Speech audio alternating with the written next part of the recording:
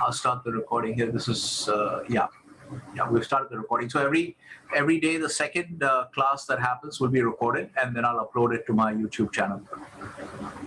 Right. So the reason I need you to do these kinds of full text judgment presentations is because it will help you to think like a lawyer, and it'll help you later on, God forbid, that you should have some kind of problem in your life where you need, legal help. I think it's useful for you to be in a situation where you can actually second guess the lawyer. Because if you don't have a good lawyer, he may not understand the situation or the case. Like I've had situations where our lawyer had put us in the wrong court. Actually, that court did not have subject matter jurisdiction, but he had put us in that court. And so it was quite a mess to get out of it. So it's better to know, and I think this is something that can be understood quite well. So you can think like a lawyer, and we're going to try and make you, try and train you to do that even in the course of just one course. At least I'll set you on the right path, and then you can follow it yourself. Okay. So that's as far as the structure of the course is concerned. Yeah. Yes, Sheena. Sir, I have a question. It's a funny question. I hope you won't mind. No, go ahead. Yeah. Sir, we are thinking like a lawyer. We are thinking like a CA. Why are we doing so? We are not thinking like, we're gonna own a business or something. For example, my dad is a lawyer, so I may understand some terms much better and some not. Okay. So why are we doing this all? Yeah. So, so the first response I would say is that you don't worry about asking a question. Any question is fine. Okay, as they say in the US, it's a pretty important point. Let me write it here. Okay, so this is why I love Google Docs, because it's so easy for me to add to the notes. This is something that they tell you in US universities, because I think this is a particular problem for a lot of Indian students. I want to make sure that you don't have this problem. So the only stupid question is the one that's not asked. Okay, so this is what they tell you in US universities. So no one should worry, at least in my class. There is no such thing as a stupid question. Whatever comes into your mind, you ask. Okay, so that's one. And if you don't ask, if you have a question in your mind and you don't ask it, you're the one who's going to lose out. Okay, so make sure anytime your main duty in the class is to listen attentively. Okay, let me write this also. So it's going to be a little bit scattered all over the place, the notes that I have, but this document is meant to be shared with you. You have view rights. It's meant to be like a kind of whiteboard, okay? Like our whiteboard where we write whatever. So instead of everybody writing the same stuff, I write it for you, and then you can just refer to it. And it's not going to be perfect, grammatically correct English, because we don't have that much time. It's kind of bullet point kind of notes. But at least whoever's attended the class can actually just go back to this and just remember what we discussed, okay? So what was the other point I mentioned? Okay, student duties.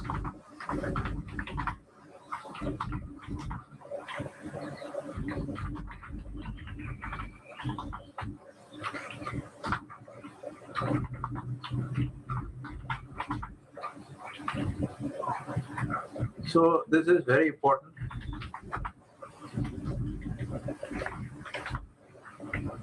Okay, you pay attention, and whatever you don't understand, you ask a question. Okay, don't worry about whether it's a stupid question or whatever, or people will think that you're stupid. Don't worry about that. Who cares what people think? You take care of your own. Not at all, sir. I'm very inquisitive. I said it was a funny question for me. I mean, I don't know. I'm just saying in general, okay? I'm just saying because a lot of students have that fear that people will think that they're stupid if they're asking, but they don't want to ask questions. Especially in India, we have that problem a lot. So I just want to make sure that you are aware of your duties. This is student duties, okay? Pay attention and ask questions. So usually there's another student duty, which is take notes in class. So by doing this kind of a note arrangement, I am removing that duty. You don't have to take notes. I'll take your notes for you. You just pay attention and ask questions, okay? So this actually, I came up with this idea after I found that I was taking a lot of time. I was also a student. So I used to take a lot of time noting down whatever the teacher was saying, and then you can't really concentrate if you're taking notes. So okay, so this is the arrangement of the course. All right. So yeah. So coming back to Sheena's question, why are we doing this? It's really because okay. So let's say her question is, why so much in-depth training? Okay, I think kind of like that's what her question is. Okay, why so much in-depth intensive training? Okay, um, so this is, am I right, Sheena? This is kind of like what your question is, right? Right, sir. Yeah, yeah. So the answer is basically the training. So as I write, I will write. Of course, I'm not going to worry about spelling. So training intensity.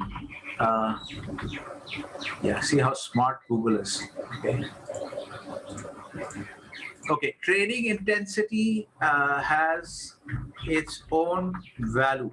Okay. So if I train you intensively to think like a lawyer, then I believe it's going to be much easier for you to become, maybe a few weeks later, to learn for someone else to train you intensively to be an engineer. I mean, I'm just saying. The point is that the training intensity and the kind of pressure it puts on the brain has its own value, okay, beyond the subject matter that is beyond the subject matter being taught. Okay. All right. So this is one important point. And second is that we also want you to have, pretty deep knowledge. Although an MBA has, should we say, in addition to breadth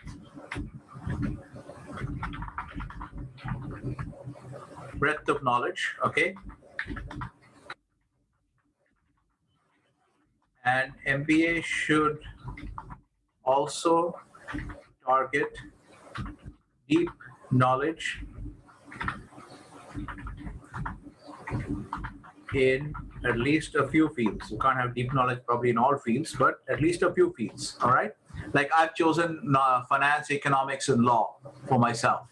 So you can choose something else, maybe marketing, analytics, operations, or something like that, some combination. So it is important to have breadth of knowledge, and it's also important to have depth of knowledge. Okay. So therefore, there are two broad reasons why we do that. Okay. One is the knowledge itself. So if I train you to think like a lawyer, it has real value for you in the real world, not just in your own personal problems. If you have, God forbid, if you have a problem where you have to hire a lawyer, but even when you're in a company, okay, even when you're working in a company, you're taking managerial decisions. Almost everything these days has legal implications. So you need to be aware. You need to have that kind of a mindset to think like a lawyer at every stage. How to protect your company's liability, and how you conduct yourselves inside, outside, etc. So all these things. So it has a real value for an MBA because you need to have both deep knowledge and breadth of knowledge. And besides that, just training intensity has its own value. Just the fact that I'm drilling your brain like that is making your brain stronger. And it will be able to absorb something further down the line, some other kind of subject matter, a little bit better and a little bit faster. Okay. Does that help a little bit, Sheena, answering your question? Yes, sir. All right. Okay, so we'll move on to a few points. So this, you might find this session to be a little bit kind of scattered, and I have a tendency to speak very fast, and partly because I feel like a little bit under time pressure because I have quite a bit of material to cover, and I want to make sure that Unit 0 does not spill over into the second session. So because of that, I'm under a little bit of time pressure. So I may tend to speak a little fast. So like in the previous class, I think Mayank told me that, could you go a little slower? So if anybody feels I'm going a little fast, just please let me know, okay? And then I will try to slow down. So there are just certain kind of points which I've listed down, which I want to discuss with you in this class, okay? And so I'm going to go through them. So you might feel that they're not particularly, in a good logical sequence, and that may happen, all right? So the second point I want to discuss with you is is the concept of the choice of electives in your second year, okay? And also your career choices. And career and job is a little bit more micro-focused than career. Career is long-term, job is what you do at any point of time, and your first job especially. So there are choices that you have to make. Now, therefore, one second, let me just put this here. Choose based on your interest, and this is just my opinion, okay? I'm just giving you my views. Most of the stuff I'm not going to prefix by saying this, but whatever I'm telling you is my view. It's my own way of looking at the world. So you can, decide that, okay, you don't really agree with my perspective. That's fine. My objective is only to throw certain ideas at you and at least request that you run my ideas through your brain once. And then you can decide, okay, I don't think this is a good idea. That's fine. Okay. So choose based on your interests, not on grades or salaries. Okay, so this is very important. I see many times my students second year coming to me saying that, I applied for that company. I asked them, why did you apply? I saw one student, a finance student, who had applied to some marketing or HR job or something like that. So I asked him, why did you apply? He said, the package is very good. So I told him, this is not how you should be applying for jobs. Don't apply based on package. But to be very honest, I've seen this problem even in IIM Ahmedabad in 1990 when I was graduating. A lot of my batchmates were, applying based on the package, and not based on their interest. Okay, so it's not just your fault. It's quite a common problem. But I would say you will make a very big mistake if you go outside this Lakshman Rekha, which I'm drawing for you. You will make a very big mistake in your life. Okay, do not go outside this. Find out. Okay, if you're Bill Gates, you don't have to work a day in your life. What would you do? How would you spend your day? Would you just be sitting and watching IPL and eating popcorn? I don't think so. So you would be doing something, right? And what is that something that you would be doing? That's a good way to figure out what is it that you're interested in. So always choose everything, electives, career, job, based on your interest. Because, and why do I say that? Let me explain that very quickly. What is the logic for that? Okay, why? Excellence, spelling can go to hell in any field. Excellence in any field requires immense effort. Okay, you can't put in this. Let me use this copy paste here. Right.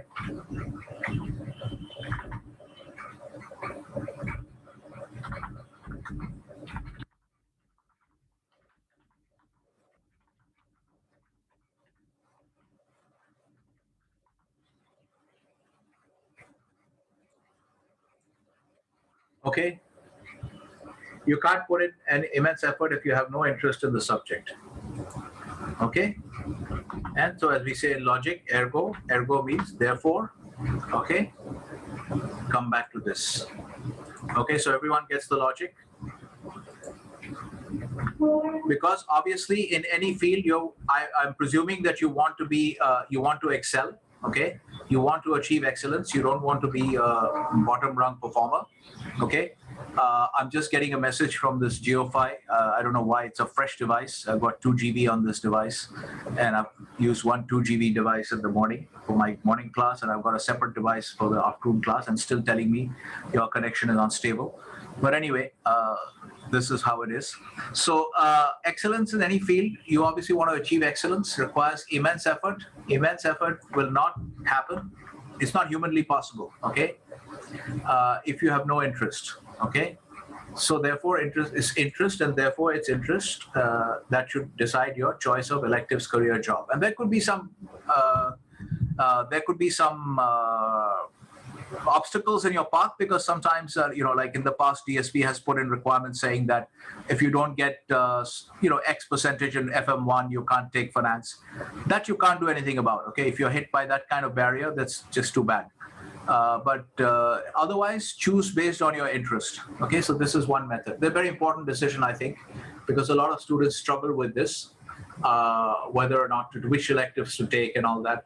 So in the previous class, and then Tanuj asked me a lot of questions after the class also about how he should go about his choice, etc. So that's what we need. Okay, so you can ask questions, and we can stay back after the class as well. All right.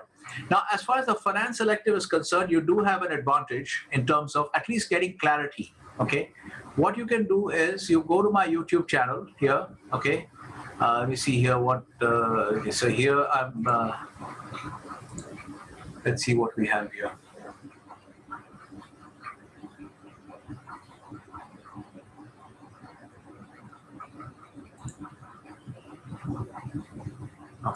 Yeah. So you can go here and you can look at, if you want to do finance. So here, what is your decision problem right now? Your decision problem is, does anybody have a question? Okay. So your decision problem right now is, should I take finance as an elective? Okay, so I'm just showing you one way you can answer that question. I mean, in the sense, like, don't get into a problem after you select finance and then you start attending the classes and then you find, I'm not liking the subject, I don't like the teacher's style, or whatever it is, okay? Either you don't like the subject matter or you don't like the teacher's style. It's one of the two things. There's an easy way to fix this problem. You can do a tryout. Okay, just go here. The sequence is summer, fall, winter, spring. Okay, so what you do is you watch the sample classes. Everything is available here for your senior batch. So we start with summer. Okay, IPM. You go to the winter, go to the fall, and then you go to the winter. These are the 3 finance electives which I teach. Okay, so I can't speak for the other teachers and the other electives, but I teach the maximum number of finance electives. So you go there, go to summer, you go to, same thing is true. You know, you guys are all familiar with YouTube playlists, okay? All right, so what you've got here is, you've got the entire course here. You can do the entire course, because these are the full classes are recorded, the full video is recorded. You can actually, it's like being in the classroom, and the only difference is you can't ask questions, okay? Which is because you're not there, you were not there, all right?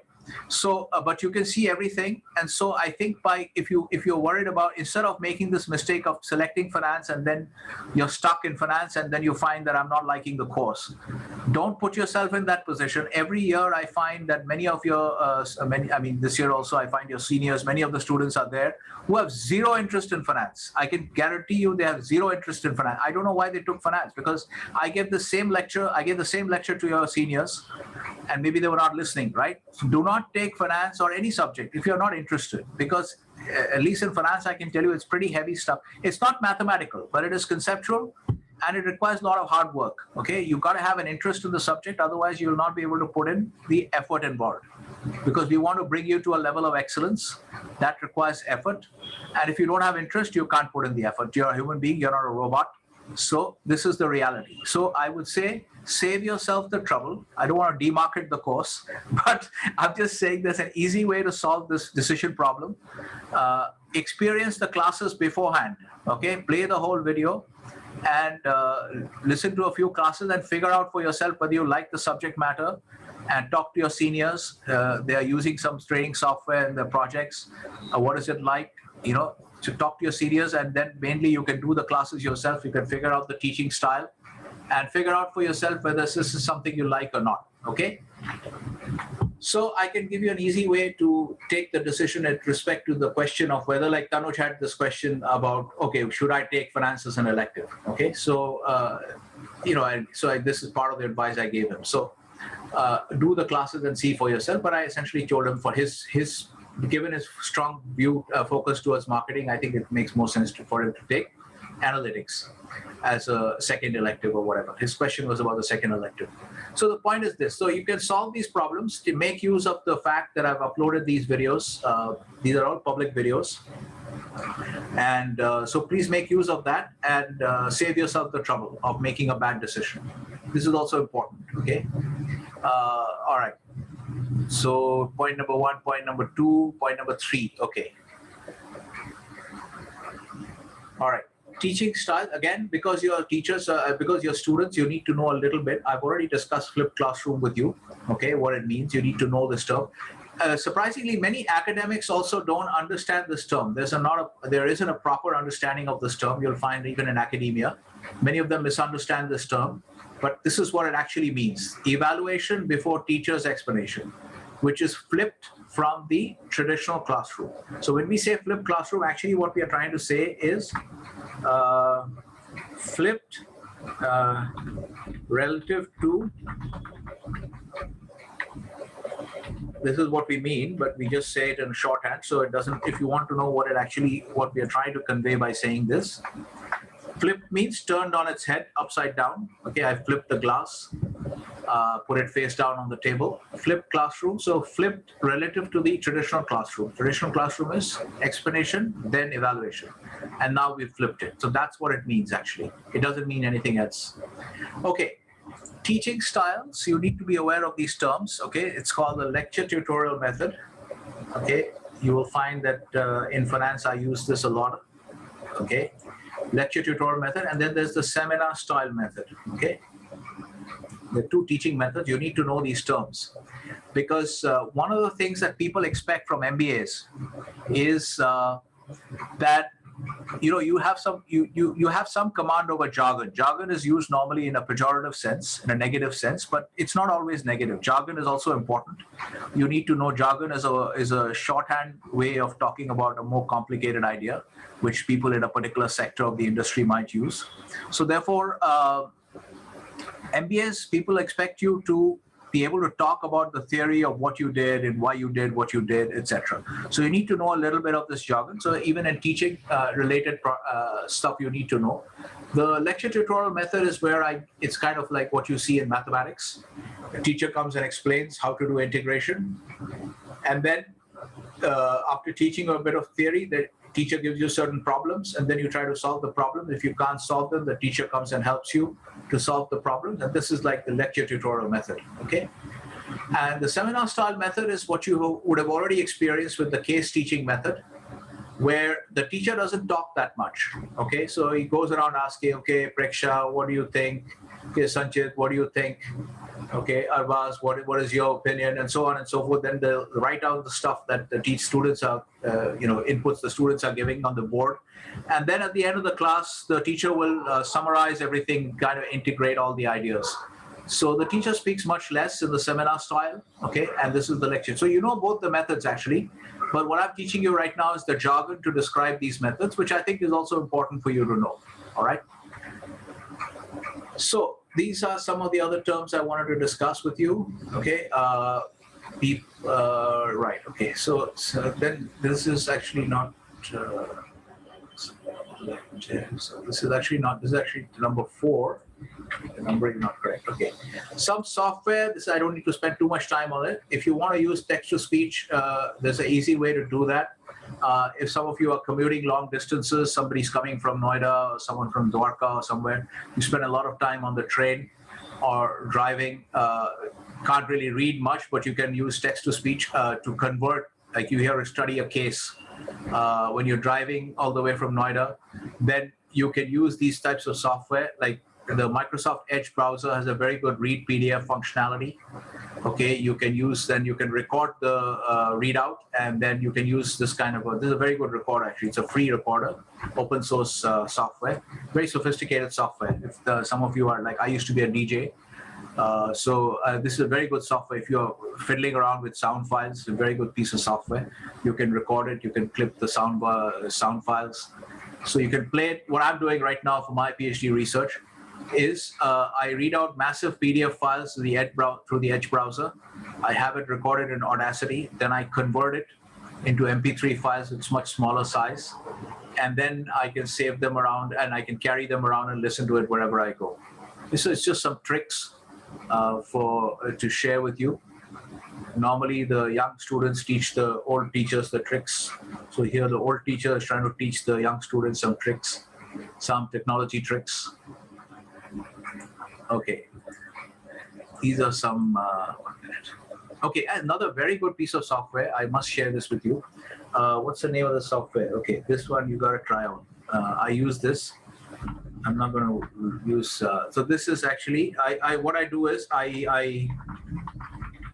they have lots of software. You can just check them out. They have all kinds of software. They have an audio converter as well. So what I do is I take YouTube lectures, and because I'm doing a lot of research from my PhD, so and my publishing. So I don't want to listen to I don't want to watch the video of somebody sitting at standing at a lectern and lecturing for 1 hour.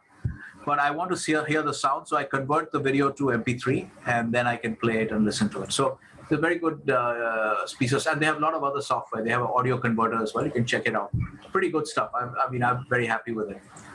Okay. Now comes the important part, the soft skills. Okay.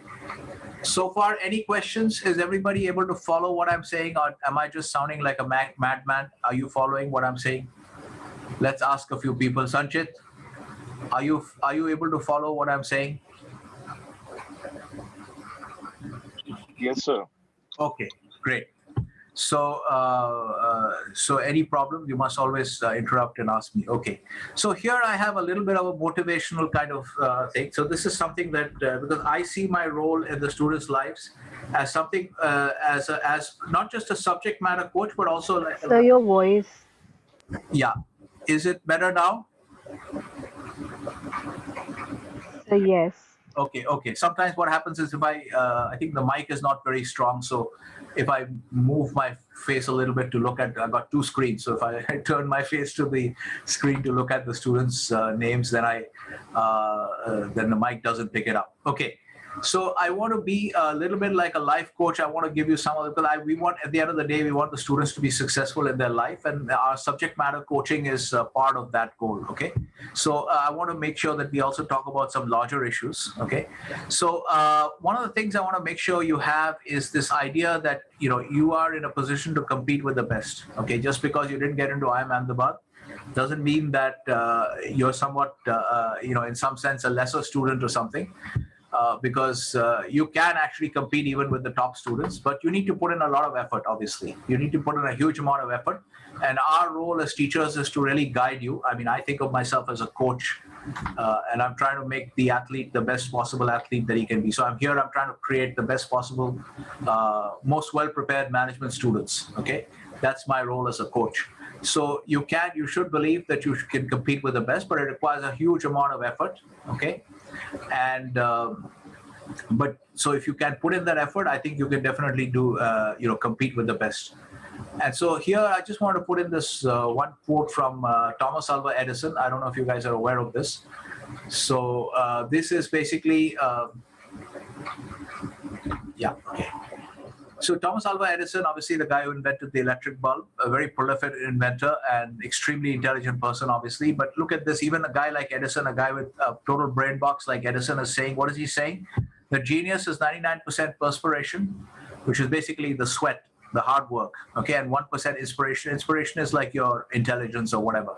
Okay, whatever you're born with, your intelligence. So even a guy like Edison, who is extremely smart, is saying that the genius or the outstanding results are coming from perspiration more than inspiration. So that tells you the value of hard work, and then it also tells you why you can actually compete with the best. If you work harder than everybody else, you can actually compete with the best. And this is something, what I'm repeating is actually also this guy's view. Okay, everyone's heard of Elon Musk. This is, if you see Elon Musk's videos, he's actually telling people to do this. He's actually saying, you outwork everybody. Okay, that is basically the message. So this is one message here. You have to understand the value of effort. That's what creates all the outstanding results. Okay, so why is it possible for you to compete with the best and beat them? Because there is still an opportunity and the opening. Because even the best MBA program. So let me put this best under inverted commas, because what we call best may not actually be best. Okay, so the corporates are still unhappy. That is one good thing. You can see there's an opportunity for you. It's a pretty old skills report. I can't locate the newer versions. But the idea is what is important, okay? Yeah, see, there's a skills gap here. It's a very, very nicely presented report, actually. So it's all industries. You can play around with this stuff. Then you can look at various industries.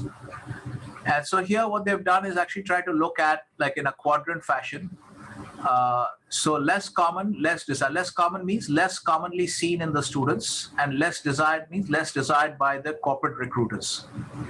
And here it's less common, more desired.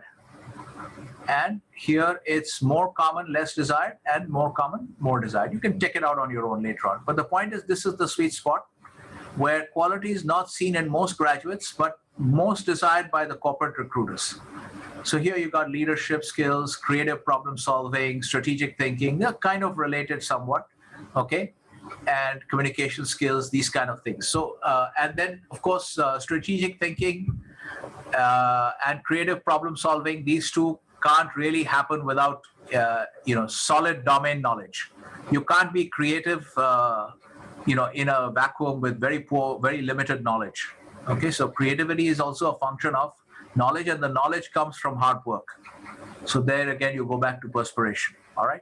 So you can study this stuff. The point is that there is an opportunity, because you'll see if you look at YouTube and look at the Warren Buffett AGMs for Berkshire Hathaway, Buffett is always complaining about the kind of stuff that they're teaching in the finance students in the best business schools. He's not happy at all.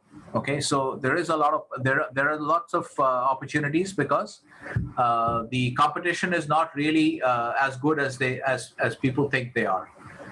Right. So there is an opening. You need to work hard. So that's the message. Okay, and you have to essentially work very hard. All right. And so here, I'll just give you a little bit about. And so Elon Musk is the poster child for work ethic. Okay. So this guy is a multi-billionaire. Okay, and I should put this here actually. This has come into the wrong part. So the notes are a little bit. Yeah, this is where it should be actually. Okay, so Elon Musk, as you know, he's a multi-billionaire, but he actually sleeps in the Tesla factory as a pillow under his desk, and he's working like 16 hours a day, and he doesn't go to bed until his body can't handle it anymore, and he just falls off to bed. So there's no need for him to work that hard, okay? But he's doing it because this is what you call a passion for what you do, and so that's why I call him the poster child for work ethic. Work ethic is the most important thing in the world, okay? You can have nothing else, but if you have this, you can still be very successful. Okay, this is everything pretty much. Okay, so we already talked about the opportunity, why you have an opportunity, even if you didn't get into a top Harvard or something like that. So, I mean, eventually you will catch up later on if you train yourself in the right way. So the other thing I want to talk about in terms of effort, okay, is also this should be a little bit below here.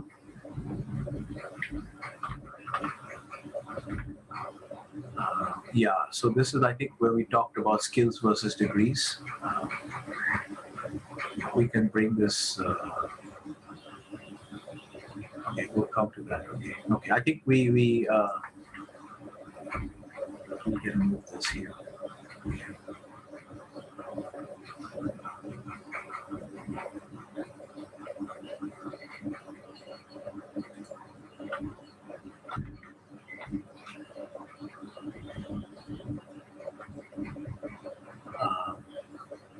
Yeah, this is a Sheryl Sandberg quote. And so what are we saying? Skills, MBA, communication skills, etc. Okay, so actually we don't need this because I've already talked about this part is actually not relevant. Okay, so let's talk about this part a little bit. Okay, here. So I want to give another idea. I want to throw another idea at you. This is my idea actually. That very often we think about this distinction between stupid and smart. We say that so and so is smart and so is stupid. Okay, but I think this is not the right distinction. I think the real distinction is between lazy people and hardworking people. Industrious means hardworking. So essentially, the way I think about it is that the people that we call stupid, they are actually what they are really is lazy people, because they are too lazy to do the hard work that's required to become smart. So you don't become smart by just being born smart, like blue eyes or blonde hair or something. You become smart by working hard. So my point is that the real distinction is between lazy and hardworking people, and not between stupid and smart people, okay? Because stupid people are too lazy to do the hard work that's required to become smart. It's just my idea. So I wanted to throw it at you, and then you can think about whether you agree with that or not, okay? But it's something that is connected to this idea of, you can achieve outstanding outcomes, but you need to put in a huge amount of effort, and that's what is going to make you a smarter person, okay, and give you good outcomes, okay. See, the other point I want to mention here is in the context of this hard work, when we talk about hard work, in what direction are you going to channel your efforts, okay? So the question is this, okay? This is in the question of so hard work, okay? So let's write this in a conversational way. But in what direction should I? Okay, so this is, okay, fine. I generally like to write in caps, okay? Should I channel?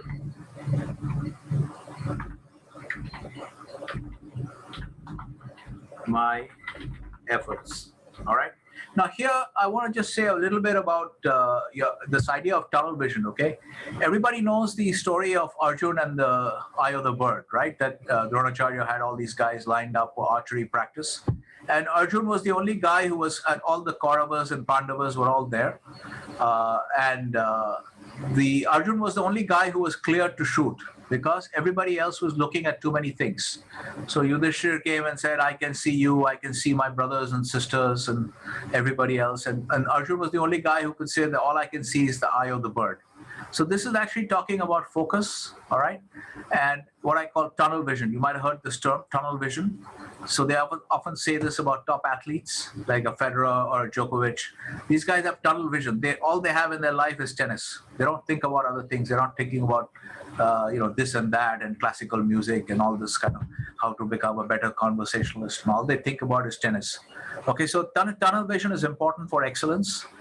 And I wanted to give you this imagery of Arjun and the eye of the bird. So what I want to just say to you, this is a bit of a controversial message because no other faculty member is going to say this to you. And it kind of contradicts what they say. But I've had this debate with our previous Director General also, Pandey sir, that, I think I would like the students to focus a little bit more about on subject matter, becoming a subject matter specialist. Okay. So I want the students to become subject matter specialists. So if you are, let's say, now take the example of Tanuj. Tanuj is pretty clear now. He wants to go for marketing. He's a marketing guy, okay? He sees himself as a marketing guy. So it's good that he has that clarity. So what I want him to do now is I want him to be basically thinking marketing, dreaming marketing all the time. That's how he's going to achieve his potential. Okay, not by trying to do a little bit of marketing, little bit of HR, little bit of this and that.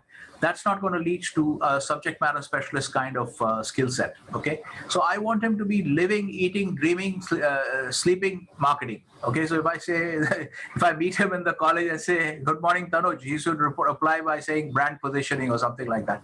So his brain should only be full of marketing. Okay, so this is what I want to see. So therefore, I want to have tunnel vision. And I am not happy about the fact that a lot of students who are, in all these, we have all these activities going on, this club and that club and all this kind of stuff. And I see students calling me and, can you be a judge for this and all that. I don't think this is the right, maybe as I think Tanuj himself was saying that, this is also an important skill that we should learn how to organize events and stuff.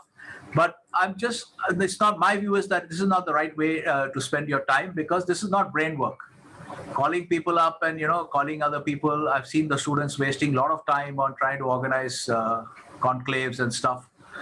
Just calling somebody, can you come in and speak at our con? How is that improving your, here's what I want. How is that making you a better subject matter specialist?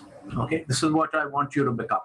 Because this is what makes you a compelling candidate at the interview. Okay, so this is where I come to the goals of the students. Okay, what I think the students' goals should be. There's a short-term goal is to get a good job at placement. And then there's a long-term goal, which is to build a solid theoretical foundation, to have a good career, basically. To have a good career, you need to have a solid theoretical foundation, which you build in business school, on which you can keep on building your skill set throughout your career, because you can't just relax after you graduate from your MBA. You have to keep on learning throughout your life. But if you have a solid theoretical foundation which you build in your MBA, that helps you to, throughout your career. So if you look at the short-term goal, getting a good job as placement, okay, I think you guys are quite far behind because the education system has not trained you in the right way. Now, here's what I come to, skills. Okay, why am I saying you guys are quite far behind? Not because I think you're stupid or something, but because you have not been trained in the right way. Because our education system has focused on degrees, but actually corporates don't care about degrees. Corporates care about skills. This article is now behind a paywall, okay? So you can't read it, but this is what Sheryl Sandberg was saying. She's the COO of Facebook. What she was saying is that we don't care, at Facebook, we don't care about what degrees you have. We care about what you can do. So what she's talking about is a sentiment voiced by many corporates, which is skills. They care about skills.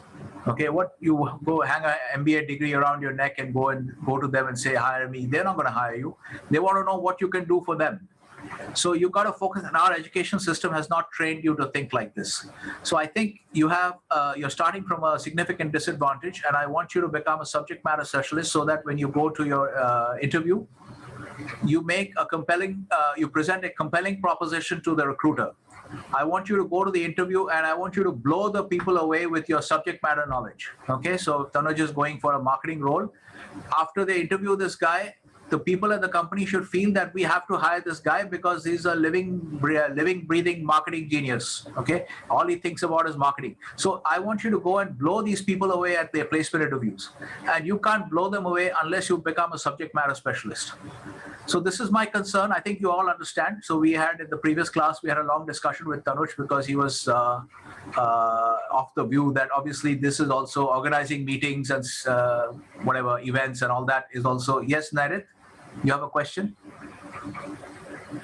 So basically, I was saying we need to be more Darwinistic about our approach in the job market, less than like previously it was very conventionalist. Like I have to focus on what the company wants, not what I've been taught, or like what. Yeah, definitely. I don't know what you meant by the first word. You said diagnostic or something like that. Darwinistic in our approach towards competition. Yeah. You have to. That is what life is, right? Life is like that. Life is the Darwinistic kind of situation, right? So you have to have that focus on basically, essentially, you're going to be. I'm assuming here that everybody is looking for a career in the corporate world. Some of you may go back to your family business and all that, but this is meant for people who are looking for a career in the corporate world. This part of the talk, okay. So I want you to be a subject matter specialist. Okay, of course you have to have. Let's not have that misunderstood. Okay, let's say.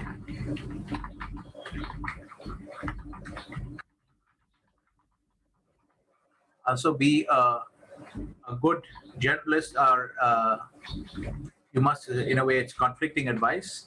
Okay, and integrator. You should be able to integrate ideas, but I think more and more it is the day of the subject matter specialist. You've got to have an overall generalistic and integrative skill set, obviously understanding all the different domains of the business, marketing, finance, operations, HR, everything. But you've got to bring some kind of subject matter specialism to the table. Okay, like your senior Tanshi Kumar has got a good placement offer. She's an HR. She's going to be an HR professional. So I was telling her that make sure you don't just look at your Indian HR environment. You look at what the tech companies in Silicon Valley are doing. They're doing some very innovative work in HR. They have very innovative HR policies like Netflix and people like that. So make sure you are plugged into everything that's going on everywhere in the world. So you've got to become a subject matter specialist. The only concern that I expressed was that if you get too involved in all these activities, you're not really spending. This is not brain work actually. Okay, I want you guys to spend your time in brain work. Okay, that's what I'm trying to tell you. Okay, so I don't want to spend too much time on this, but I think you've understood. Narit, does it answer your question? Yes, sir, it does. Okay, great.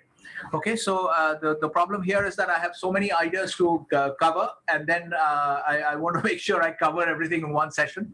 So but I think everybody gets the point I'm trying to make here. Okay, that I want you guys to spend your time on brain work. Yes, Sushant?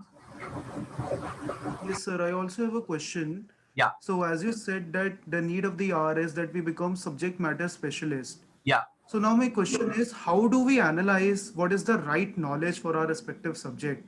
Like you give the example of HR, Yeah. that one of our senior Tansi is placed in head serve, if I'm not wrong. So how do I come to that? What is the right type of knowledge which is required for HR? Like right now, whatever my knowledge is, that is confined to what I've taught till now during my curriculum, during people I've met. Yeah. So how can I explore that? See, there are two things. You can ask any faculty that you want about any subject, and of course, you should ask the particular subject matter. So for HR, you should ask Ashok sir, Shoma ma'am, Rashmi ma'am. They are HR people, and I think Divya ma'am is also a little bit into HR. I think she's a training and development kind of person. So these are all HR people, and you can also ask other people who, like I gave some advice to Tanshi on HR. which I mean, I don't know if others have also given that advice or whatever. I mean, that was my view of HR. So I told her this because I was aware of these HR practices. So, so if your question is like, so what should you study once you've given, if let's assume that you are clear about what you want to do, okay, then how should you figure out what is it that I need to study? So you can ask the faculty, okay, in that particular subject area or any faculty. And the other thing you should do is, let me try to also, so there is a little bit of that in my, so the other thing that if I go back to, if you hear, okay, go back to this and go back to my channel, okay. Here I have one more set of lectures here called Miscellaneous Lectures, okay.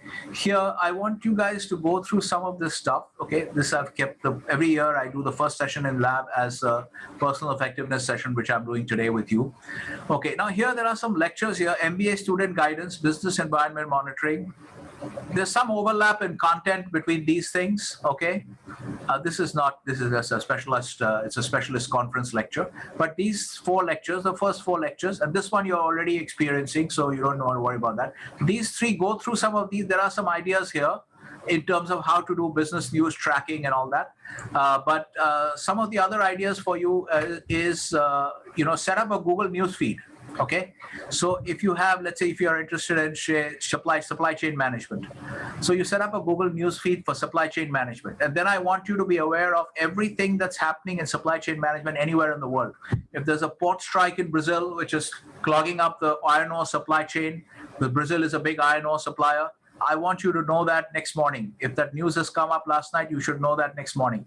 So by feeding this kind of information into your brain, you will slowly get to understand, you'll learn about the real world, and you'll also get to understand what kind of knowledge is important, what are the things that matter in the real world, in the industry, what are the issues, what are the main issues in the industry. You'll get a feeling of this, okay? And so this is, I would say, these are the 2 major areas, and then you can read certain books and magazines in the trade, which is all basically the same thing, keeping your antennae firmly embedded in the industry currents. Okay, when you've decided that you want to be a specialist something, you've got to be embedded in what's going on in the industry. You got to follow the news. Okay, and so you'll get some ideas, I think, from these lectures also, 2, 3, 4. Okay, does that help you, Sushant, in any way? What answers to your questions? Yes, sir, absolutely. Thank you, sir. Okay, great. Okay, so this is the idea here, just for you guys. I want you guys to think about this a little bit. That I want to give the message of some, because yes, generalist and integrator, yes, but with some, like for instance, I'll give you an idea. For instance, now many people, you'll find many ads on the internet. When you're surfing around, you'll see that become a data analyst or whatever, become something, whatever, data analyst or big data analyst and all that, with no training, become a Python programmer with no training. But the point is, these are just tools, okay? Big data analytics is a bunch of tools, and there's nothing wrong with tools. It's not that tools are bad. But you're a business student. You're not a hardcore programmer. Okay, you're not the kind of guy that Facebook and Google are going to hire from the coding championships. They don't have any degree. They just get out of high school and they get hired at 6-figure salaries by Facebook and Google. Because why? They're hardcore coding specialists. You're not that kind of a hardcore programming guy. Okay, so you are fundamentally presenting yourself to the industry marketplace. Yes, Narith? Sir, even in that situation, they are subject matter specialists to some extent. Yeah, so that would be. They're basically, because they're maths. There's a Russian guy who's won the coding championship, I think, the last 4 years. He's doing a PhD in theoretical physics now in St. Petersburg and somewhere. So there is obviously a subject matter specialism there. Yeah. So the point is that, so what was I saying? What was I got a little bit confused there. I lost my train of thought a little bit. But anyway, okay, let me try to see where what was I saying? As a subject matter specialist. Yeah. So you were saying that we shouldn't be focusing on the tools that are being offered just by the online. Correct. Now that's a good point. Yeah. So that's what I forgot about. Okay. So this big data analyst had become a specialist programmer, but where are you going to apply this? Like if you're a data analyst, business analyst, okay, where are you going to apply it? Because you need to combine that knowledge of technical tools of data analytics and all that, which are important, obviously. You need to know how to use those tools. But you have to combine it with some kind of deep industry knowledge of some field, like finance or marketing, or so like what I was telling Tanuj is that if you're a marketing guy, so I want you to be walking around, okay, didn't tell him this specifically, but he should be walking around Delhi, looking at all the billboards and taking a view, okay, this billboard is not in the right location, it should be in some other location, the typeface is not correct, the colors are not correct. So you've got to get into the details, and your brain has to be filled with marketing all the time, okay? So once you have that kind of deep subject knowledge immersion, then you know how to use those tools in the best possible way. Otherwise, you're just a guy with a bunch of tools and you don't really have a good idea as to how to use them, okay? And you're not in a position to add much value to the company.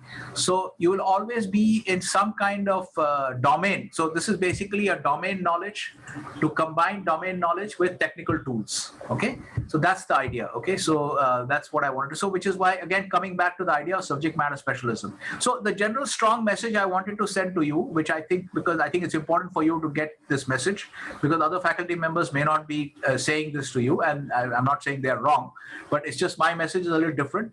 I'm a little concerned about students not spending enough time on doing brain work, because you guys are very far behind. If I use a cricketing analogy, you're like a high school cricket team that has to face Mitchell Johnson next month. Okay, you don't have the luxury of developing an all-round personality and all that. I want you to spend 16 hours a day in net practice.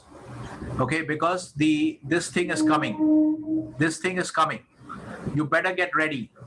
That's my message. Okay, so I think you guys understand what I'm saying. Sushant, your hand is still up. You want to join the Congress, or you have a question?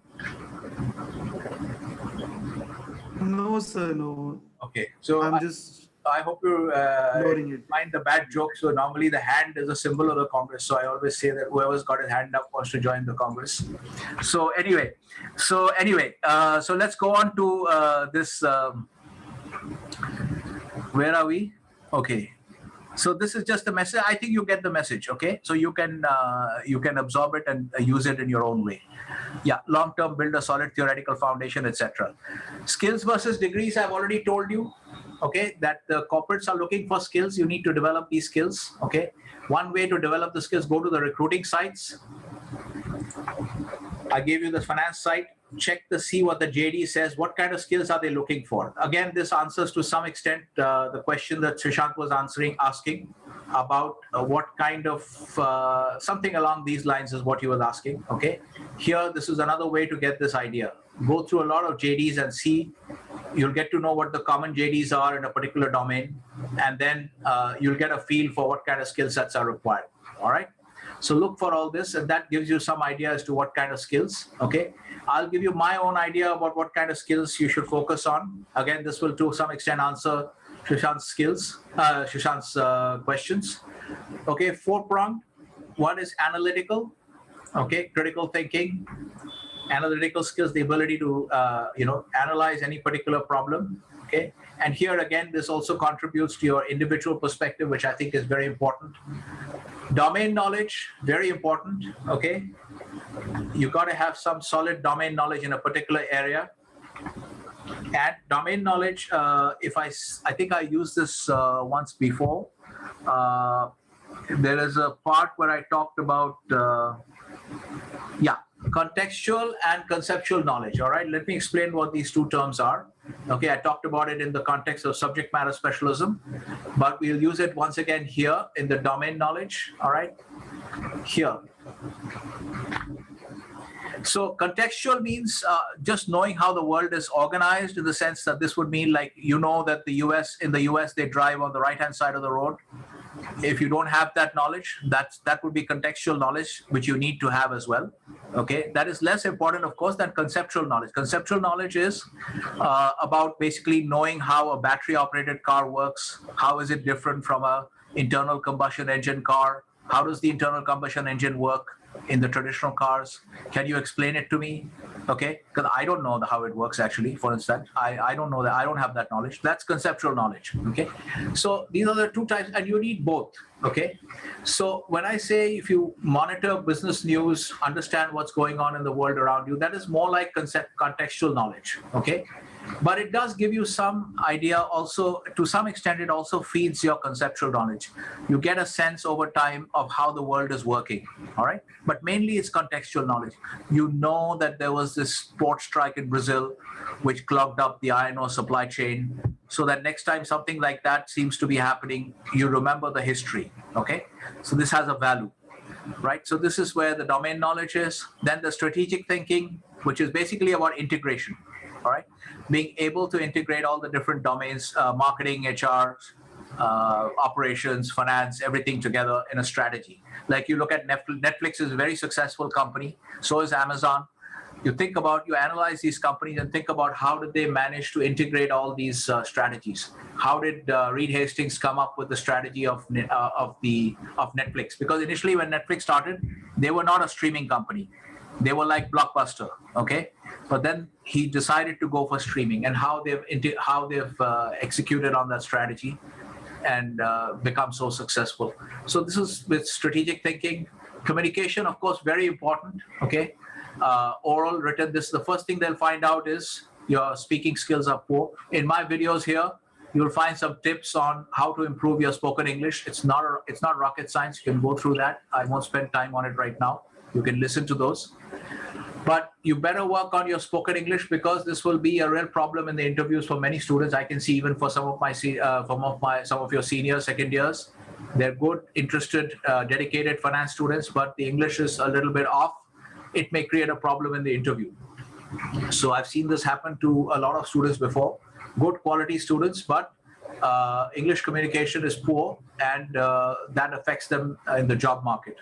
So don't let this remain a problem for you. I've given some example. Young Akshay Kumar didn't speak much English. Of course, you're too young to remember that, but now he does. So, and of course, our Prime Minister has done a great job at a late stage in his life, learning the language. So it can be done. The point is, it can be done. You got to put in the effort, use the tips I've given you, work on it, okay? It's also important. I'll give you some tips later on. But they're going to find out about this first. All right. So multifunctional, multicultural teams. I gave the example of Zara, which the girls will like. Okay, this is a very popular clothing company. They are very skilled at bringing new designs to market very, very quickly. And how they work on their designs, there are some interesting case studies on how they work in cross-cultural teams and are able to get this done very quickly. So it's, again, this importance of multifunctional, multicultural teams working together, communication. This is important in the modern corporate world. Okay, so here are some tips, and you can see other tips as well. Okay, there's a file here in your folder. Read this file. Okay. All right, some macro guidelines. I think I'm running a little bit behind on time, so I'll just go a little bit quickly. Okay, let's see. I generally like to finish this in the first session. So that's just a market general guideline. You can read about this, and later on, if you have some doubts, you can ask me, and we can do a tutorial session on this. So I just want to emphasize individualism. Okay, listening to your inner voice. Okay. This is very important. Don't worry about what other people are saying. What is your instinct telling you? That's very important. The famous Bruce Lee used to always say, express yourself. Okay. Yes, Vaibhav? Yes, Vaibhav, you have a question. Vaibhav Singh, hand is raised.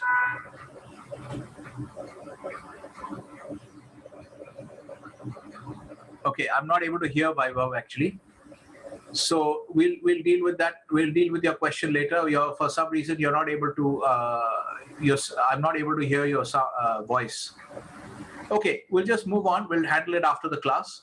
Okay, Bruce Lee's advice: express yourself. Okay, I've given you some tips. The main message in all these things, okay, B1, B2, is all this is basically individualism, listening to your own voice. Okay, and expressing yourself. You got to think of this as like being an artist of your own life. There's a song by Paul Anka which he wrote for Frank Sinatra. You can listen to the song. Very interesting lyrics. Let's see what's in the chat box. Yeah. Okay. So Vaibhav has asked a very deep question. We'll have to handle that. Vaibhav, just stay back a little bit after the class. I'll try to handle that question. Okay. But you have to think, you have to try and listen to yourself, figure out what you want to do in any particular situation. We'll come to. So he's asking, how will I figure out what my inner voice is saying? You just listen to it, okay? So we'll deal with it after the class. Okay. Yeah, no problem. If you have a sound problem, fine. You can communicate through the chat. Okay. So these are some points. We'll come to you. However, you can stay back after class. I'll address the question because I don't want to hold back everybody beyond the. I try to be particular about adhering to the time. Okay. Okay. So there's a nice version by the Gypsy Kings, the Spanish version of this song, "My Way." Pretty important. I think it's a nice song actually, and it's got an important message. Another chat box message. Okay, fine. All right. Okay. So two important things I want you to remember. Okay. It's a very important thing if you want to think about. There's a British poet called Stephen Spender who made this statement. I find this to be very, very important. I think every young person should have this on their wall. Okay, this is really the purpose. If you want to think about what is your purpose in life, this I think is the purpose of life. Okay, because you can get all kinds of problems and they can weigh you down in many ways. But if you remember this, at the same time, you have to do you're here for a purpose, and you got to make sure that you fulfill that purpose. And I think this is the purpose, really. This is my view, okay? But this guy has put it very eloquently, so I think everyone should have this on their wall, okay? And this is basically how you should think about things, okay? That you're commanding the ship of your destiny, and you can stop after the end of every year, you can sort of pause and a little bit, let's see, okay, my ship has sailed through these waters. Is this where I should have sailed? Where do I want to go in the future? And do some kind of a review. Basically, do a review. Okay, do a periodic review of your life. Do some reflection. Okay, so I'm emphasizing the need for periodic review and reflection because I think these things people don't do enough, especially when they're young. Okay. Okay, this is very important. I think. Okay. Just, I want to spend a little bit of time for you to help you think about let me see what we have here. Okay, we are almost there, so I think we can cover a little bit of time here. So what I talk about here is, you kind of heard of us. So what I'm saying here is you've got two identities, okay? Emotional identity, which is the basic identity. That's how we think of ourselves, okay? Which is, I said, the dominant identity. And then there's the rational identity, which is basically what is discipline, okay, what we call discipline. So there's a very famous quote from, you guys have heard of Sri Aurobindo, who started the ashram in Pondicherry, okay? So there's a famous quote from him, which I will just write here. Okay, now what is he saying here, okay? So Aurobindo was actually a firebrand revolutionary. He was caught for bomb making and all by the British, but eventually, after spending some time, I think in jail or something, then he turned to mysticism. Okay, all life is yoga. What is this yoga here? This is basically self-control or discipline. Okay. So what we are saying is, you have a certain talent. You need to fulfill your potential. You have a certain talent and potential.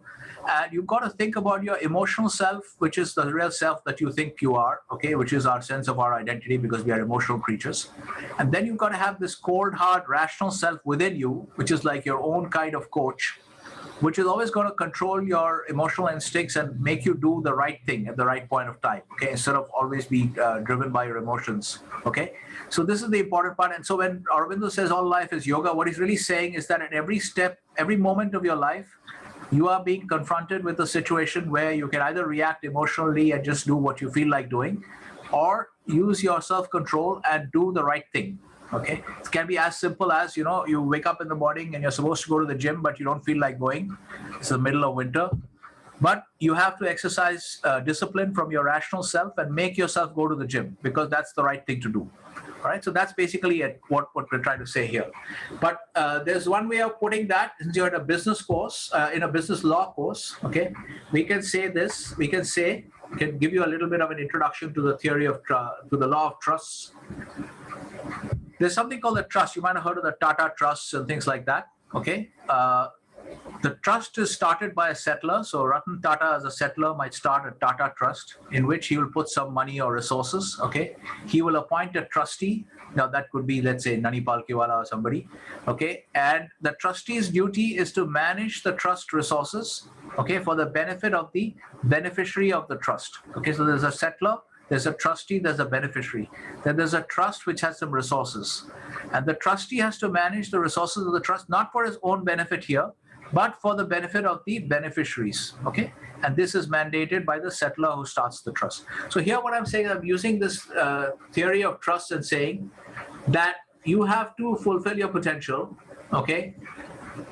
And your talent is basically your potential. So the rational part of you is the trustee of your talent, okay? And so the rational part of you has to shepherd your talent and guide your talent and guide your energies and time, expenditure of your energies and time in such a way that you end up fulfilling your potential. Okay, so the trustee, the rational part of you is the trustee of your talent, guiding your resources, your abilities, in such a way that your talent is the beneficiary and you, talent, etc., is the beneficiary of this trust, so that you actually benefit and you achieve your life goals. That's basically the kind of imagery I'm trying to conjure up here. Okay. Another small point, I'm sorry, this is a little bit haphazard, but these are all important points which I thought of. I'm just kind of throwing ideas at you, and then you'll have access to these notes. You can come back and think about it.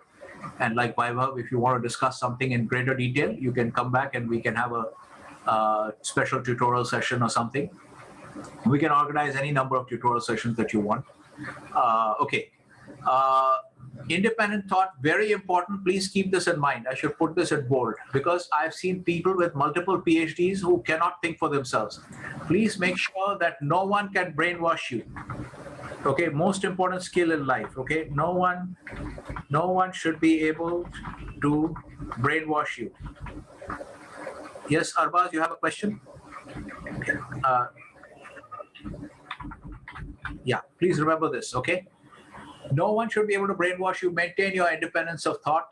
Very, very important. This is not necessarily just tied to education. You can have an illiterate farmer who has independence of thought and can't be brainwashed by anybody. And you can have people with multiple PhDs who can't think for themselves, easily brainwashed.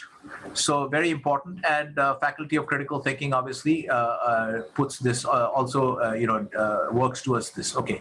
Second very important point, I've got two statements here which I would like to have on every young person's wall. This statement and this other statement, which is a very provocative statement. You should think about it. Okay. Everything that happens to you reflects your mindset. Okay, this is actually from some kind of a religious organization, but I think it's I'm not a religious person, but I think this is very important psychologically. I think this is true as a matter of cognitive psychology. You should think about it, that everything that happens in your life is a function of the mindset you brought to the situation. Okay, so we can have some more discussions about this later, but you should therefore be using your observing ego. Okay, like for instance, what are you thinking at a point of time? Okay, suppose you fail to qualify for the cricket team in college. Now, what are you thinking? Obviously, you're disappointed. Now, what are you thinking? Are you telling yourself that you're a worthless cricketer, or are you saying that okay, I should have not tried to go for a higher run rate at that point of time? I should have tried to preserve my wicket. Those kind of technical inputs. So, which means that if you're doing the latter, that means you're not a lousy cricketer. You just made some mistakes today. So how you talk to yourself is very important. Okay, you've seen that a lot of these elite athletes, they have psychological coaches. We had an Indian archer called, I think her name was Sam Kumari. She used to complain that she's not doing well because she doesn't have a psychological coach. So a psychology coach. Okay, so a lot of these top athletes have psychology coaches. So very important to observe your own thoughts. Okay, and because everything that happens to you reflects your mindset. Very important statement. Keep coming back to this. Yes, Arbaz, you need to be on mute actually. I think there's a lot of stuff coming out, okay, from your side. Okay, all right, so that's fine. We are almost heading to the end of the class. I've given you some, just want to make sure that, so important texts you can read. These two are free, Epictetus and Enchiridion, very important. Old style writing, Marcus Aurelius Meditations. Marcus Aurelius is a Roman emperor who made use of a lot of philosophical principles in his very unusual kind of Roman emperor. Great conqueror and also a student of philosophy, a student of Epictetus. Marcus Aurelius is the old man. If you remember the film called The Gladiator with Russell Crowe, he's the old man that gets killed in the earlier part of the film by the Joaquin Phoenix character. That's the character of Marcus Aurelius, okay, real life Roman emperor. You can read his Meditations, interesting read, okay. Cognitive psychology, basically, which I'm talking about how you talk to yourself. That's very important. Please make sure you're aware of all these ideas. I just want to I wanted to throw these things at you so that you guys are aware of all these points, okay? So I've given you some MOOC, Kaizen, continuous improvement, small, and try to do that in your own life, implement that in your own life. MOOCs, I've got a file here in your folder. You can check this, okay? But make sure you don't, when you're doing this, make sure you don't lose the idea of tunnel vision, which I told you about earlier. Subject matter specialism, broad integrative skill set as an MBA, but also at least one area where you are a subject matter specialist. So impressive that the people in the interview will be forced to hire you, even if they didn't have a position. Okay, that's the kind of outcome you're looking for. Okay, our last lesson in this day and age, the future belongs to those who code. All right, try to learn coding, but try to learn pseudocode, learn from a classical perspective. Please do this course. Don't just do any course that is being marketed by any Tom, Dick, and Harry. Do it from high quality institutions. MIT is better than Harvard. UC Berkeley. I've given you this course. Do this course if you want to do it. Take a stab at this course. Try to learn coding. Doesn't matter even if you don't do well or you can't understand, but get yourself a feel of this stuff. You can't survive in the modern age without understanding the role of coding in your life, okay? And how technology is transforming everything. So when you go into, I've given you some links here on Bloomberg in these lectures. Bloomberg Technology is a program that they run. Very interesting program, actually. Everybody should watch it, even if you're not going to be a technology specialist. It talks about, there's your bell to save you from being detained for too long. Okay. All right, 3 p.m. I'll just take a couple of minutes and wrap this up. Okay, so we are pretty much done. Okay, and so this you can do that. Please make sure you don't lose your specialism focus when I tell you to do online learning resources and MOOCs. Okay, so do this. Please remember to learn from a classical perspective. Do not go to third-rate institutions. You have high-quality courses from MIT available for free. Do not go to third-rate institution to learn this stuff. Do this course, okay? Do high-quality courses. Okay, that's it, guys. I'm done. I don't like to detain students, so Vaibhav can stay back for his discussion. Anybody else who has any discussions can also stay back. But the rest of you guys are free. You can leave if you want. Okay, so you got to give me some time. I'll take some time to do the attendance updates. And if you have any of your batchmates, please ask them to contact me if I've left them out of the mail list, because I used an older list from Lalita. So maybe I left out the people who joined later, like Akanksha. I don't know whether Akanksha is here today. I can see that, so that's good. So she got my emails. So if anybody else is like that, please tell them to send me an email so I can pick up their correct email. Okay, so you guys are free to go, guys. Yeah, guys. Thank you, sir. Okay, and Thank you, sir. welcome. Okay. Yeah. Okay. So, Thank you. Thank you, sir. okay, welcome. Okay. And anytime you need anything to be changed or any kind of tool technique or whatever, like Zoom or Google Drive or something, you please let me know. Okay, unless you inform me, I have no way of figuring out. So please feel free to give me inputs. Okay, so we'll talk to Vaibhav now. So Vaibhav, you were asking about how to figure out what is it that let's talk about. So we're not going to close the recording. So normally I don't close the recording if we have anything conceptual to discuss.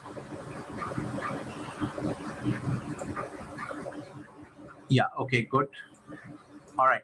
So, yeah, so what I'm trying to talk about here is this importance of individualism. Okay, it's very important that it is not inconsistent with a social conscience. Okay, what I'm trying to say, because we are social creatures, so even if we are being individualistic, okay, because humans are social creatures. Okay, so our whole existence is defined as social entities, as social beings.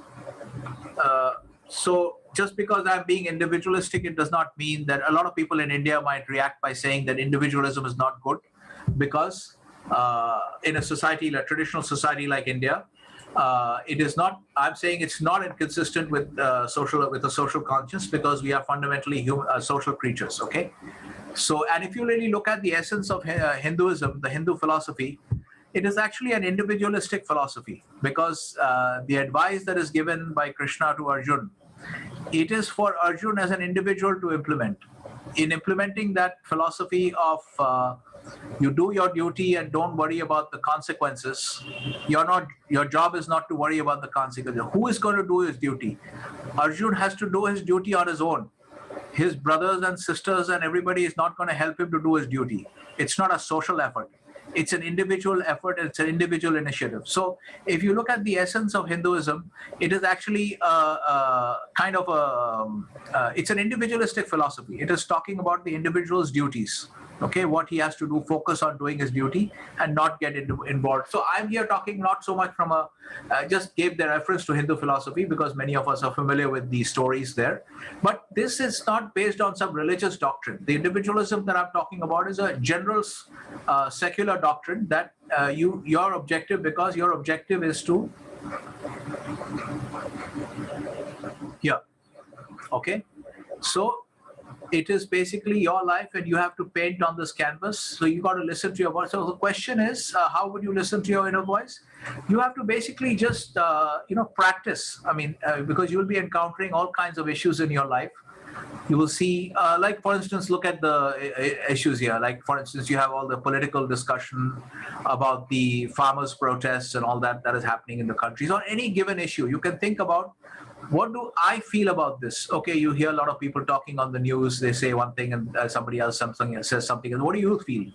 Is this correct? You can ask yourself all these questions. Okay, so should they come and, when they're doing their protests, should they come and, disturb other people, or should they be required to go single file along the side of the road? You can protest, but you don't disturb other people who are going about their lives. All these questions, some people will disagree with that. So on every issue, you can try to think about articulating your own view on the subject matter. Don't worry about what other people think, but what is your own view? And think about what this is. Let me give you an idea here. Okay, let me put a note here since you're asking this question. Okay, take any subject. I'm writing shorthand here, of course, because it's only for us. What's your view on it? Okay. Then also, there's another thing to do. It is test your views on other topics, let's say related topics, somewhat related topics. Okay. Are they consistent with, I'm coming to Narith. I'm just writing this to complete this topic, to point. Okay, are they consistent with each other? Okay, so there is an idea here which is, basically the idea of,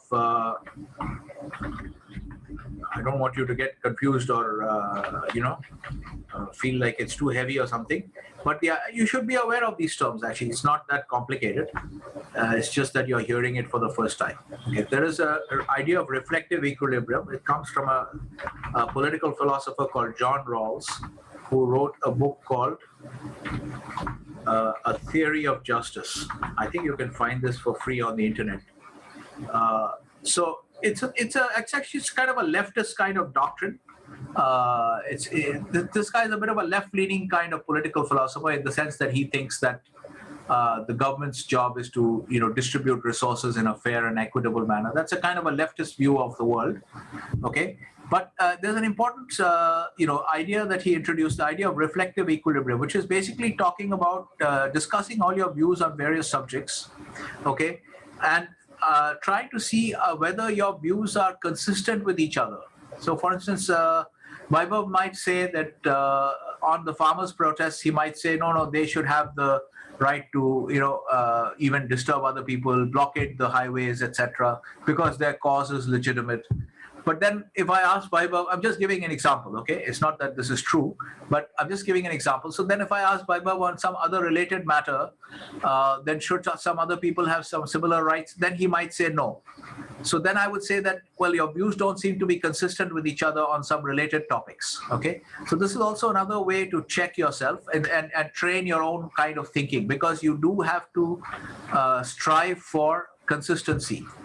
You can have a worldview, okay? For instance, like you'll see my view. The reason I'm telling you my worldview is not because my view is right or you have to adopt my view. You have to agree with my view. But if you hear my views on various topics, you'll find that they are at least consistent with each other, okay? Every view has a normative basis. So like I would be the opposite of this kind of guy. I would say that the government's role is very limited, that the government should not be involved in education. The government should not be involved in the public sector enterprises, okay, in BHEL, and should not be there in the public sector banks. The government should be only in national defense and some element of law and order, which they have not done a good job of.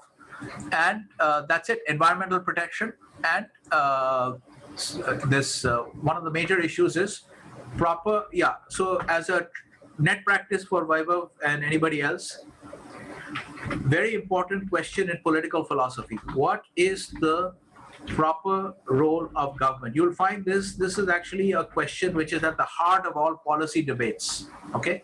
What is the proper role of government, okay? In what area should the government be involved? Now, I'll give you what my view is, not because you need to agree with my view, but you will find it's an example of what a view sounds like, and it's an example of a highly internally consistent view, okay? Are they consistent with each other? This is talking about the requirement for internal consistency, okay? Important, actually.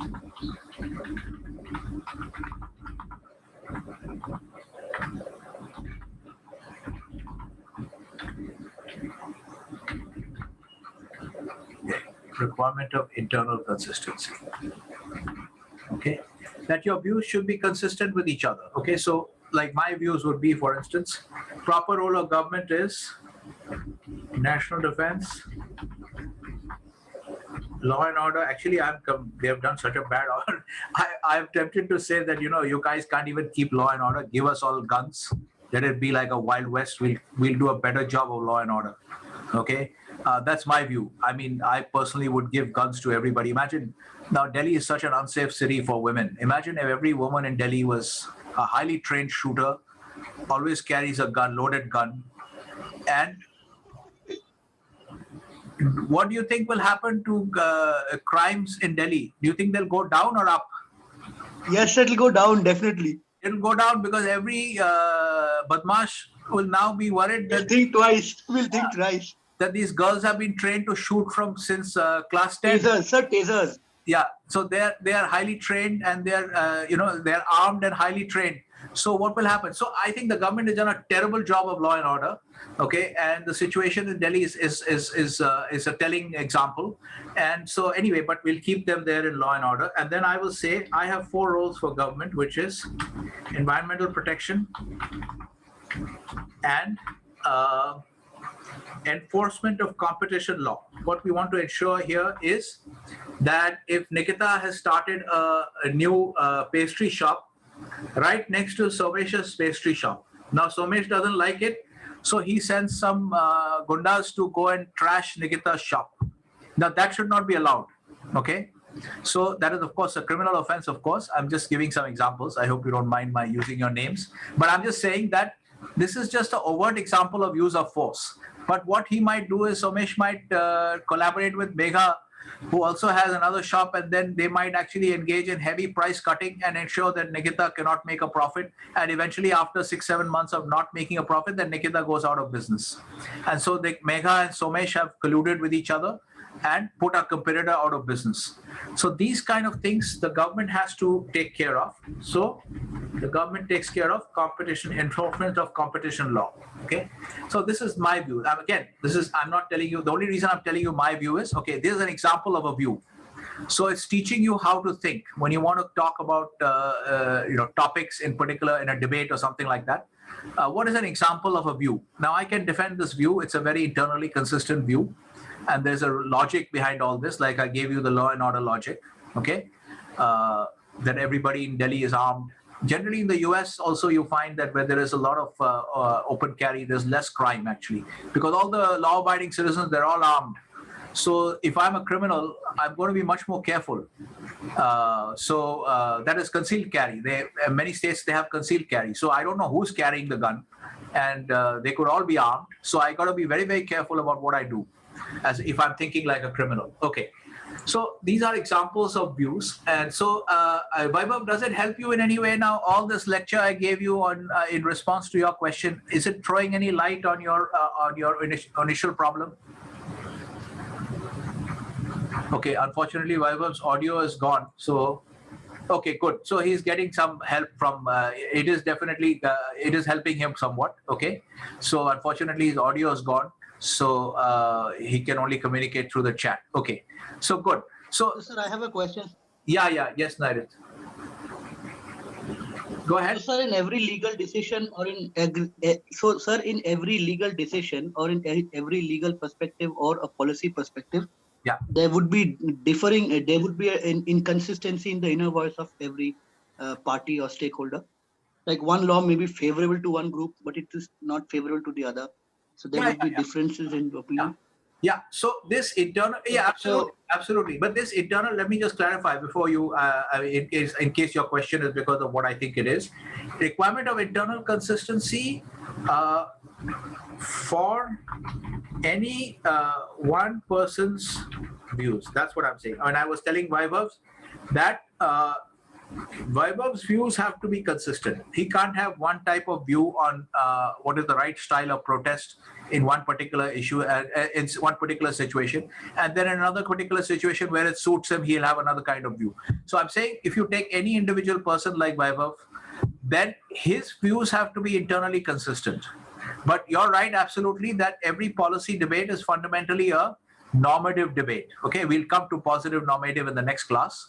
All right. But it's a fundamentally normative debate. It's a subjective debate. So if you have whatever kind of facilities you're providing to one class, you're depriving some other people. So there is a lack of consistency. There is a conflict in that, if that's what you're talking about, right? Yes, Narit? Yes, sir. There won't be any conflict in that. Yeah. So you were talking, there is a conflict between the opposing parties and their goals in a policy decision. But here, when I say internal consistency, I'm talking of inside Vaibhav's own head or inside Anshul's own head. That for one person, he cannot have conflicting views on related topics. Okay. And so this is where this idea of this you can throw this term around. I mean, I don't want to encourage you to throw terms around. That sounds kind of shallow. But you can talk about this point, that this idea of internal consistency for any given person, Ekang, Saksham, or Sheena, whatever they have views on, their views had better be internally consistent for any given person.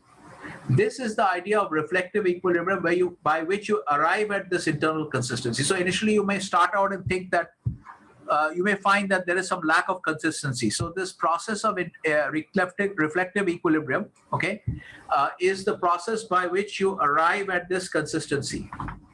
Process of reflective. Reflective means you are reflecting on it, you're thinking about it, and equilibrium means a sort of, when you achieve consistency, that's equilibrium. So this is an interesting term actually. He used this terminology, he introduced this terminology for the first time. So this is the idea here. So as far as listen to your inner voice, another thing you can do is how to find your inner voice. You can read a lot, okay? And as I said, you can follow the news. And as you follow the news, you guys got to set up here. There's a lot of instructions in these videos, how to set up student guides, business environment monitoring, etc. Here you can get lots of tips, okay? You've got tips here as well, general instructions, okay? As you follow the news, this is very useful actually to follow the news. You can have, right, global business news. This is actually Bloomberg should be followed through YouTube. It's better actually. Yeah, so go for this Bloomberg. This is business news actually. This is business news. You can follow this if you have a more of a finance kind of focus. But you guys should, everybody should watch CNBC TV 18. All these things are there in my lectures here. Okay, so I would encourage, instead of repeating all that stuff here, I would like to just encourage you to go through these some of these things. I don't mind repeating, but it's already there in probably greater detail. Yes, Narendra. Sir, I have a, I don't know whether I should be saying this or not, but I have a like a thought that I want to put out to you. And I want to know your opinion on this. Yeah. So in the case of the gun, Yeah. in the case of the gun, it is actually a very big global debate, like from Africa to America, and mostly in America, as per the First Amendment, it is allowed to have individuals to have gun. No, second amendment. Second amendment.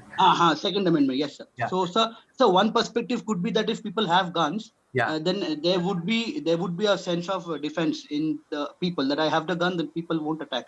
But that can also increase crime. That can also increase crime in the sense that every other random angry thought would lead to a gunshot. So, sir, instead of the gun, a bulletproof vest could be a very effective, because I may not have the right to bear a gun, but I should have the right to defend my body from a gunshot. So Yeah. it will be a much safer method of protecting myself and the society at large. If everybody gets the right to own the bulletproof vest, then the industry of bulletproof vests will be improving and people will be safe. That I don't have a gun, okay, I'm not a potential criminal, but I can protect myself from any other potential criminal in absence of police. So that could be an effective solution. What if I take a knife and lunge at your throat? How will your bullet? I will still have a throat body proof. I'll have a full body suit. So I should have the right to wear a full body suit. Yeah. So that is all. You can always do that. You don't need a law for that. You can still do that right now. But the point is, yeah. So those are this. What you're actually highlighting is that people's views on policy debates are always going to be there are always. Like in recent school shootings in America, people are debating that Second Amendment after like 400 years of democracy. Yeah. So Narendra, I'll just share with you. I used to think the same way as you, but until I found out that these school shootings are actually cases where they have made the schools into gun-free zones. So the only reason the criminals go in and shoot there is because they are not allowing guns inside the school. So obviously the big problem with the gun debate is, I used to think like you, that why are they allowing everybody to hold... But what about the industry? What about the streets? Say it's a market where there are two competing restaurants and they're trying to make business. And if suppose people are struggling with competition, instead of going for the peaceful method of driving down the prices, they might just go on trying to hit the owner of the shop. So a gun would be escalating crime, right? No. But there is a consequence to that. See, suppose you go and shoot your business competitor. That's not the end of the story. Then the cops are going to come for you. So it's not so simple, because see, there's a point about, if you want to talk about the gun debate, there are lots of issues here. I used to think like you earlier until I discovered yeah. The bulletproof vest for for 1 billion people, a bulletproof vest would be the best effective solution without having to give a weapon to others. So nobody needs to buy a weapon; they only need to buy the shield. Like it's an antivirus for every laptop. That's the perspective. So I don't want to continue. I don't want to prolong the debate. I mean, we can go and having this debate. You're not wrong or I'm not wrong. What I'm just saying is, this is example. I would love to have this debate with you, sir. Yeah. No. What I'm saying is, this is an example of how on every policy issue that you can think of, there will be multiple perspectives. Like here you have one view and I have a slightly different view. Okay. So this is going to exist in every policy question. Okay, like should the tax rate be like whatever 38%, 35% that we have today, or should it be like 15%? And should we try to compete with Ireland and Hong Kong and all these places? Should we have a simpler tax code? Should we have a simpler tax on book profits? These are all policy debates, and you'll never find that everybody agrees on this. There's never any agreement on these debates. So you have to sort it out in the constitutional democracy like India. You have, the way you sort it out is that you have different political parties that run on different policy platforms, and then you vote for the party that whose policies you support, and then those guys get to run the government, and then they implement their policies. So that's how it works basically. But on the school, on this particular gun debate, I would encourage you to do some further reading, because I used to think like you until I discovered a couple of things, which I'll just give you an example how views evolve as well, which will be useful for you as well. Hopefully that I used to think exactly like you, that why do they allow everybody to own guns? Then I discovered two things. One is that the school shootings, the schools have been made into gun-free zones. Okay, so that Hello, am I audible? yes, Vaibhav, you're audible. Yeah. Okay, sir. No, it is okay, sir. Good, you're audible. Yeah. Okay. You have a question right now, Vaibhav, or you're just testing? Yeah. Okay. No, I was just testing, sir. Yeah. Great. Good to see you back with your sound on. Yeah. Yes, So sir. on the gun debate, I discovered two new pieces of information which made me change my opinion. Which is that so first of all, they had made the schools into gun-free zones. So now imagine I'm a criminal. Okay. Now what are the criminals facing? Criminals don't care about the law. Okay, I don't care if I want to commit a crime. Who cares what the law says? The law may say murder is illegal and all that, but if I want to murder somebody and if I have a criminal mindset, I will try to murder someone anyway. So the first thing is that they had made the schools into gun-free zones, so nobody there has a gun. So where do you think I'm going to go? Where people are walking around with guns with concealed carry, or where am I going to go somewhere where I know nobody else has a gun? So I'm going to have a free hand. So that's number one. The second is that, what was the other point I wanted to make? What is the other point that you talked about? So that's one. And the second is, see, that when you have crime, okay, it doesn't matter if it's gun crime. If I'm a murderer, if I have that kind of instinct, I will find some way. I'll take a baseball bat and murder people, or I'll take a knife and murder people. The basic problem with me then is that I'm not a law-abiding citizen. I don't have an instinct to obey the law and respect the rights of others. So the crimes are committed by people who have a criminal mindset. They have no respect for the rights of others. Law-abiding citizens are of that type that they don't commit crimes. So they may have a grievance, okay? So Megha might lose her case against Anshul in the court. She may suffer a lot of losses. But if she doesn't have a criminal mindset, she's not going to go and send some gundas to go and beat up Anshul or somebody, because she doesn't believe that is the right thing to do. So it is really about the mindset of law-abiding people and criminal mindset of the criminal people. So what I realized is that by doing all these gun laws, all you're doing is you're preventing the law-abiding people from owning guns as a self-defense measure. And you're not going to prevent the criminals. I'll give you a recent story of Philadelphia. The police caught, there was a standoff, there was a shootout, and they caught this guy. He's like a 3-4 time offender. He was not supposed to have guns, and he had 3 guns on him. How do you get those guns? Illegally. So no matter what you do, you can't stop illegal people from criminal-minded people from getting hold of guns illegally. So that's why I feel that gun control has no role to play in reducing gun crime. Gun crime comes from criminal-minded people who, they have access to guns, but then that also helps other people to defend themselves. Like I was just watching the story about one kid, underage kid, like 12-year-old kid, who shot a couple of intruders, came into his house, they shot his grandmother, and then he shot and killed those 2 people. Or he killed one of them and the others are injured. So this is about self-defense. So if you take away guns from law-abiding citizens, they don't have self-defense available to them. And that's another interesting thing you might have noticed. I don't know if you're following the news in the US, Nadir, but one of the interesting things we have seen this year, I mean, not this year, but running up in the 2020, whole of 2020, and even happening even today, there is a very dramatic rise in gun purchases by ordinary Americans, many of whom are first-time gun buyers. Okay, so something's happening there that people feel insecure and they want to buy guns to protect themselves. So that's also just a fact actually happening. So these are the reasons why I changed my views on the Second Amendment, because I used to have exactly your view. Why do they let people have guns? That leads to more crime. I used to have exactly your views. That means tomorrow if I'm angry with Ankit, instead of just shouting at him or maybe giving him a punch or something, I can now take out a gun and fire at him.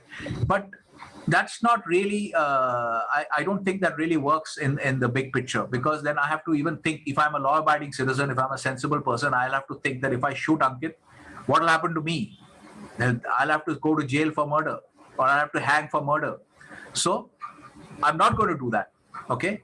So therefore, there are all these elements. There are 2 elements, which is one is basically the criminal mindset, and the second is the element of self-defense. that you have to allow for law-abiding citizens, etc. So it's a very, I think that, and this is very interesting, Narit, is another thing that changed my view was just looking at the law and order situation in Delhi. You look at this place, I mean, we are doing so many good things as a country, okay? But you look at the law and order situation in the capital city, it's totally unacceptable according to me. And I think that if you allowed everybody in India to have a gun, the law and order situation would improve overnight, because most people don't have a criminal mindset.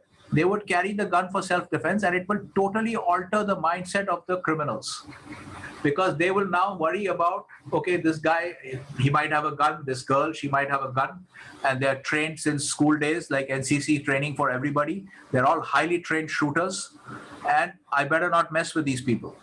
So that changes the mindset quite dramatically, I think, in terms of the criminal. Because right now, tell me, see one thing, very important.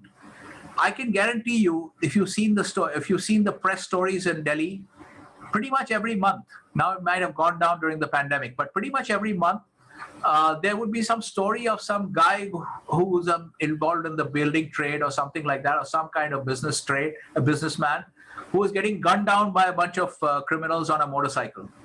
Okay, so where did those criminals get the guns? In India, we have pretty strict gun laws.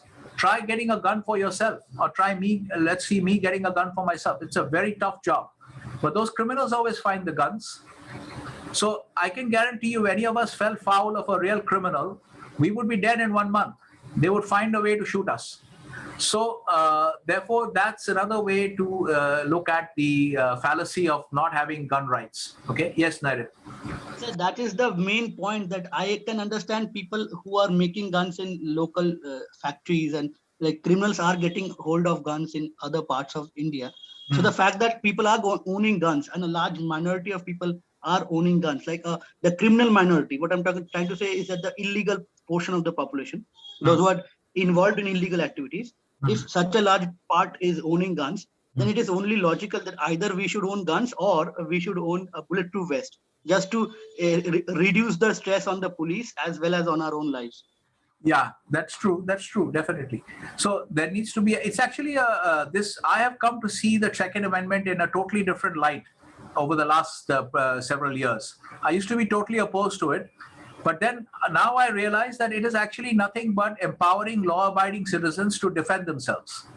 Okay, and of course it has another role in the U.S. political history, which is that it has the role in the connected to the militia also, that the government should not become too powerful. The citizenry should be armed, and the government should not become too powerful, so that eventually the citizenry should have the power to even take down the government if they become too powerful and tyrannical. If you have a tyrannical government, then it should be there's another element of that also in the Second Amendment.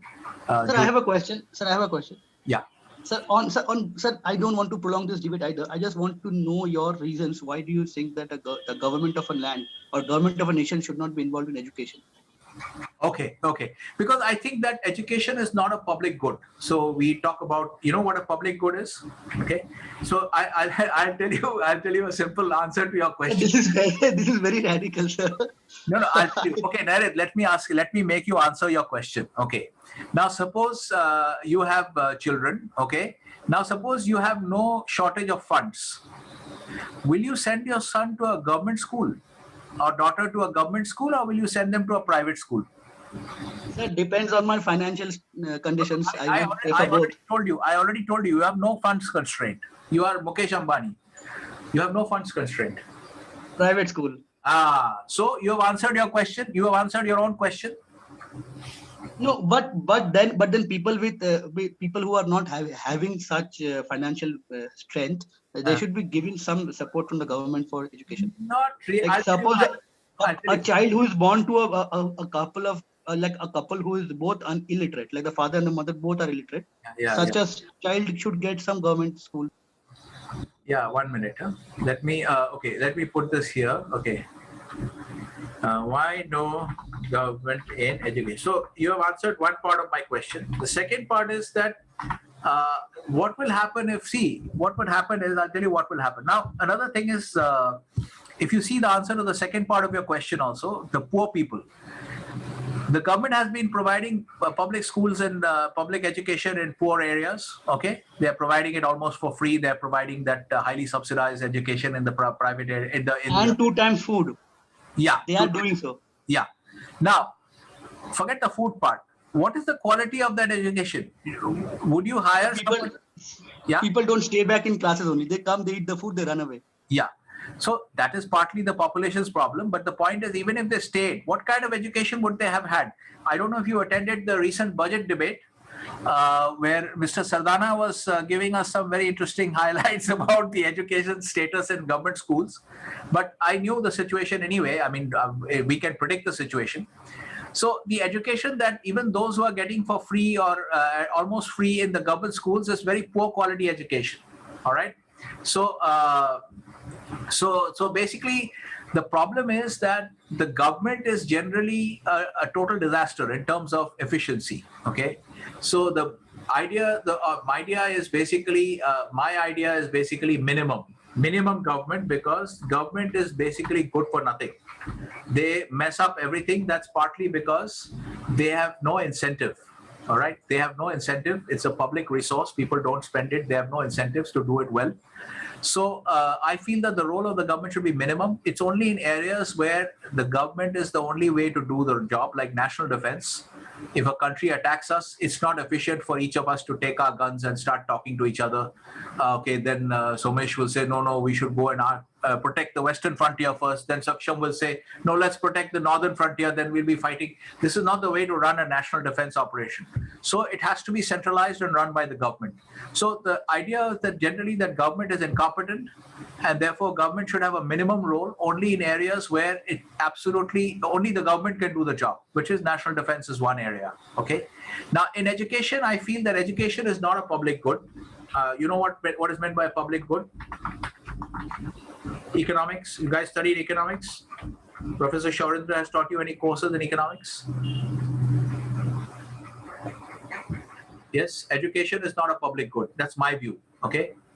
And so if you, what will happen is, Narit, are you there? So, but how do I, like, even if it is my view, how do I defend it? I'll defend my view, and you can tell me whether I did a good job of it or not. I'll defend my view. Why not government in education? Education is not a public good, and the government is not. See, so market will find a solution. Okay, so market will find a solution even for poor people. What will happen? You see, now what has happened? Technology has come in. Worldwide technology is growing very fast. Okay, trade must be open and free. Okay, but here I'm not talking about countries that are hostile to us. Okay, if countries are hostile to us, then they're not entitled. They should not be entitled to take advantage. We're talking about normal countries. Okay, who are willing to treat other countries like normal countries and respect their rights. So trade must be open and free. Free flow of technology. You see the dramatic tech and innovation. You see what is happening in the world around you. Dramatic burst of technology and innovation, progress with technology and innovation. So all these tech tools, you see all these new tech startups like Byju's and all these people coming into the country, and we are actually handicapped because our trade is not free. Okay, we have a lot of handicaps in technology imports into India. So if you have free trade and you have open markets, generally your technology will flow from all around the world into your markets, and the market will find a solution even for poor people. I'll tell you why. Because you can actually deliver. India has scale. Okay, India has scale. You can deliver on scale, which is what all these companies like Byju's and all, what are they doing? They're playing a scale game in many ways. India has scale. Okay, so even a low-cost solution, a low-cost educational solution can be more effective than the government solution. Government is a disaster. I mean, government education is a total disaster. Can be more effective than the incompetent government. All right. So low cost, I mean, more effective. Effectiveness means you produce students who are employable. Okay. You teach the students. The students are not at blame, not at fault. The children can learn very fast, but they have to be given the right environment and they have to be given the right instructions. Okay, so even a low-cost educational solution can be more effective than the incompetent government. Another element is you look at the incentives of customers. Okay, one of the things you know is you've seen all of you have seen the sacrifices that your parents have made for you. Okay, so every parent will make a lot of sacrifices just to educate their child. So if you actually allow the private sector to operate in the education sphere without all these stupid regulations, and government, remove government over regulation. The government has destroyed everything through over regulation in this country. If the government just can get out of the way, the Indian people have tremendous initiative. Okay, they will find innovative solutions, remove government over regulation. The private sector will find low-cost, technology-enabled, scalable solutions that will be effective training solutions for the poor people in the villages. And in this way, they will make these students much, much better students. Okay, and then they can take advantage of opportunities in their lives much better. So you get the drift of what I'm saying, all right? Are you getting what I'm saying? Yes, sir. Yes, sir. Yeah. So this is how I'm defending my position that the government has no. I consider this actually an atrocity. I recently was mentioning this, that this is an atrocity committed by the Indian on the Indian people. The government role in education, over interference in education, is an atrocity committed on the Indian people. You think of young people in countries like Denmark and places like that. Of course, they have a lot of government, but they have a very lot of culturally homogeneous society.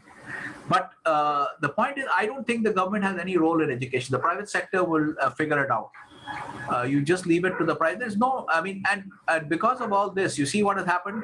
Because the government has focused all its energies on all kinds of non-essential areas, BHEL, State Bank of India, Punjab National Bank, fraud after fraud, bleeding the taxpayer dry.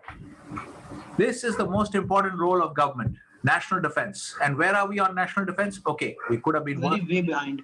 We are way behind. We should have been a global military superpower by now. We could have been that if we had the manpower. Yeah, we and the technology and the vision and everything. Okay, we don't have walls. We should have had a border wall, like Israel has a border wall against Egypt, a massive high-tech border wall, a long high-tech border wall. We don't have a border wall against Pakistan. But sir, there's one perspective about private education being profiteered, where promotions can be exploited for every child on every year, grade promotions, and so somehow all other parts I agree with you. Still with education, I'm like slightly the only way I can defend education being that even if I have a free school for people won't show up.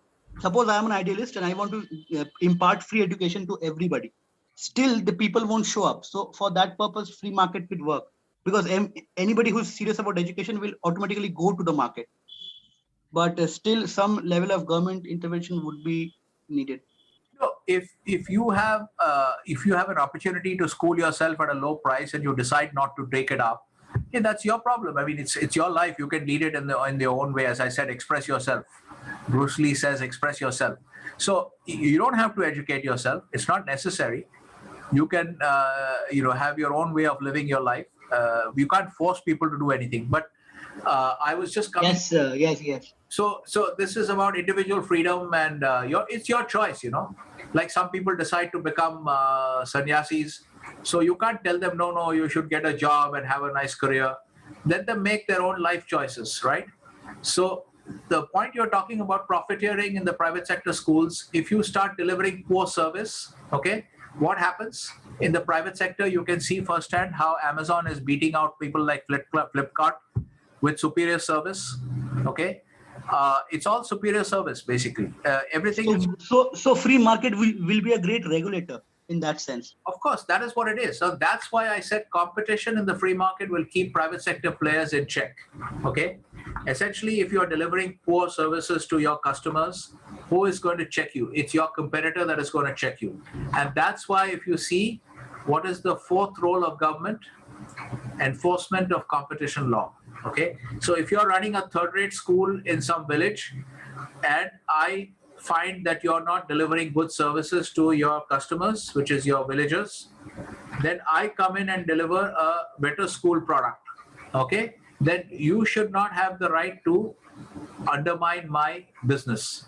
okay, either through criminal illegal acts or any kind of collusion with another player and undercutting my prices, etc. Competition law, okay. So this is what competition law does. Competition law ensures that you do not have cartels and other kinds of anti-competitive behavior, because competition is what keeps private sectors in check, private sector players in check. And what else does competition do? Competition also leads to tech innovation. Okay, a lot of the tech innovation that happens is, let's say you are entrenched in a particular sector. Okay, now what is Netflix? Netflix is a good example of technological innovation being used as a competitive weapon. So now you see Netflix has become one of major studio producer, content creator. It is competing with Hollywood. It is poaching talent from Hollywood. How did Netflix get to that stage? They used their streaming technology. They were able to provide a high quality streaming solution to customers. Using that, they built up a large customer base, tremendous amounts of money. And so then they have the pipeline. And so example is Netflix. You can study them. It's a very interesting company, actually. They have interesting HR practices also. Okay, Netflix HR means you can take as much leave as you want. They don't have any, most companies will say 30 days of paid leave. Netflix doesn't have. You want to take 100 days of leave, you can take 100 days of leave. So they have all kinds of interesting HR practices, and yet they are a very successful company. Okay, so Netflix, what happens? So a streaming solution, high quality streaming solution, you build a tremendous customer base, and then now they own the pipes. Okay, the pipes mean the transmission network, the bandwidth, okay? The network over which they are streaming the movies, the streaming network. So I'm calling it pipes. They own the pipes, okay? And then, okay, not exactly well-written English here, sentence construction. But anyway, you get what I'm trying to say here. And then they do make the oil also, all right? So they have the pipelines, then they started to make the oil also, which they're sending through the pipelines. Earlier, the oil used to come from Hollywood, the content. Now they already had the distribution, now they started making content. How did all this happen? Tech innovation. How did Netflix become such a powerful company? It's all tech innovation, their unique streaming platform, okay? The whole experience that they're able to deliver to customers. How did all this happen? Because Netflix wanted to be a successful player in the industry. They wanted to compete. Initially, they were with this blockbuster kind of video distribution, video rental. They were initially in video rental. And then they wanted to improve their position, financial position or competitive position, and they saw technological innovation as a way to do that. So it is basically competition that is keeping private sector players in check, forcing them to deliver high-tech, high-quality services to their customers. Okay, why do you think Amazon is going up out of their way, and how do you think they're out of their way to do all this? Because they want to create a situation, which I'm sure they've already done now, where many Indian customers, just in India I'm talking about, maybe if you looked at it a couple of years ago, 3 years ago, many Indian customers would have done comparison shopping on various sites, on Flipkart, this, that, and Amazon, and then shop. Many Indian customers, I'm pretty sure now, not even bothering to do that, because the Amazon customer experience is so superb that they just order on Amazon. They don't even go to Flipkart now. So how did they, as all this is happening, basically this is competition. They are delivering superb services for their customers and beating out the rest of the players. And obviously you can see in the case of Amazon as well, how technological innovation is also enabling them to beat the competition, to deliver a superior product and service to the customer. So all this is basically coming from this competition, free market competition. And when you have regulation, okay, what happens is,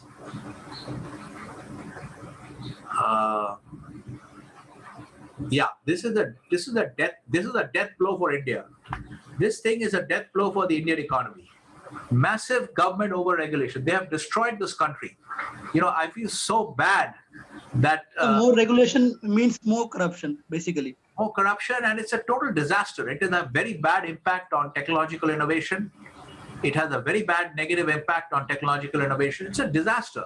I mean, it's very difficult. I think Mr. Modi has the idea that there should be less regulation, but I think still not very, and his ministers are not sufficiently free market oriented. There are many socialistic people there. So, and even whether it's Congress or BJP doesn't seem to matter. The people here seem to be generally very socialistic minded. They believe that the government can actually do stuff well. This is a disaster. I mean, unless we change this kind of thinking, we have no way of achieving our destiny. I believe we have a great economic destiny, but we got to get rid of this stuff. We got to get rid of this stuff. We got to move the government into only the critical areas. I mean, they can't even do this. They can't even deliver law and order in the capital city. Imagine that. And they're poking their nose at public sector enterprises and public sector banks. Just imagine how stupid this is. I mean, what a colossal waste of resources. But anyway, this is what we are stuck with. So, does that make sense? Your larger question was about how do I defend this kind of views, and Yes, sir. does it give you some idea about all these kind Yes, of? sir. It does give me a lot of ideas. Yeah. Vaibhav, are you also learning? So are you getting some idea about how? Yes, sir. Okay, good. And the others also, I hope, Ankit, Megha, Ashi, Saksham, Somesh, and Anshul are all here. Okay, so I hope everybody is. It's good to see that so many people have remained. We are actually now 40 minutes. We are 40 minutes over the class. Okay, so this is going to be a massive video. So, and we've got all of this recorded. So we'll upload all this stuff. Okay. All right. So any other questions, guys, girls? Any other questions? Okay, we're okay for now. All right. So then, should we end the class? Okay. So I'll end the class then. Okay. And if you have any problems, if you remember any of your batchmates has any kind of issue, and there's like now they're not on the mailing list or something like that, please tell them to contact me. Any problems with Zoom? I'm a little bit concerned about how this is going to work in this hybrid mode. Okay. Because when I get to my presentations, what is going to happen is I'm going to randomly call people. So I'll just suddenly say, okay, Ashi, you present for your group. Now, if Ashi happens to be sitting in the room with all the other students in the hybrid room, I'm not sure how she's going to do it.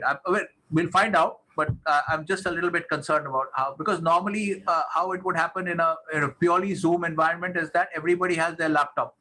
So when I randomly call on Ashi, she will just switch on her video, put on her mic, and then she will present. So that's pretty clear. But if she's sitting in the room with a lot of other students, then she doesn't have a laptop. So how will she talk to me, or how will she give the presentation? We'll have to figure that out.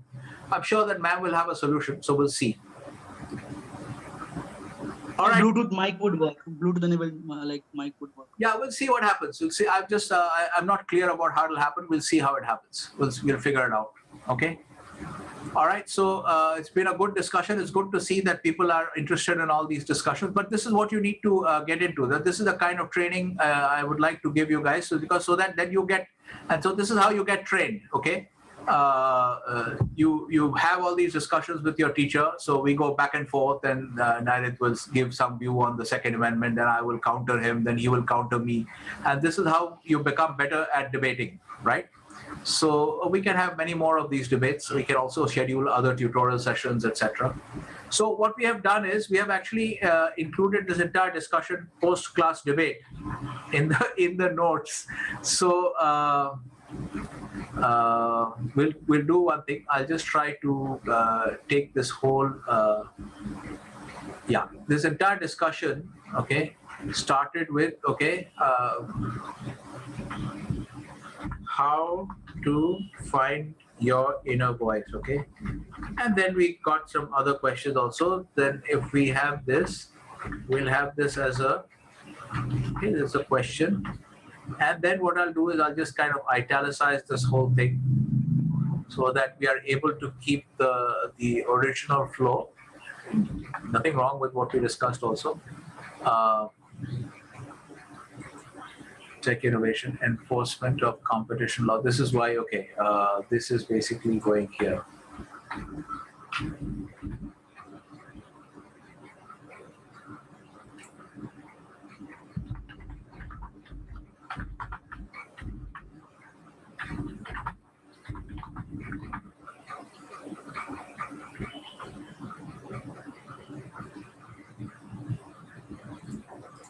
Tech innovation is driven by competition.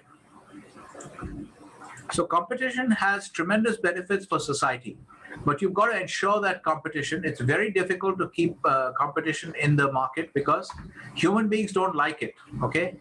So you think this Facebook and all, you think they like competition. You think Twitter likes competition. They don't like, nobody likes competition.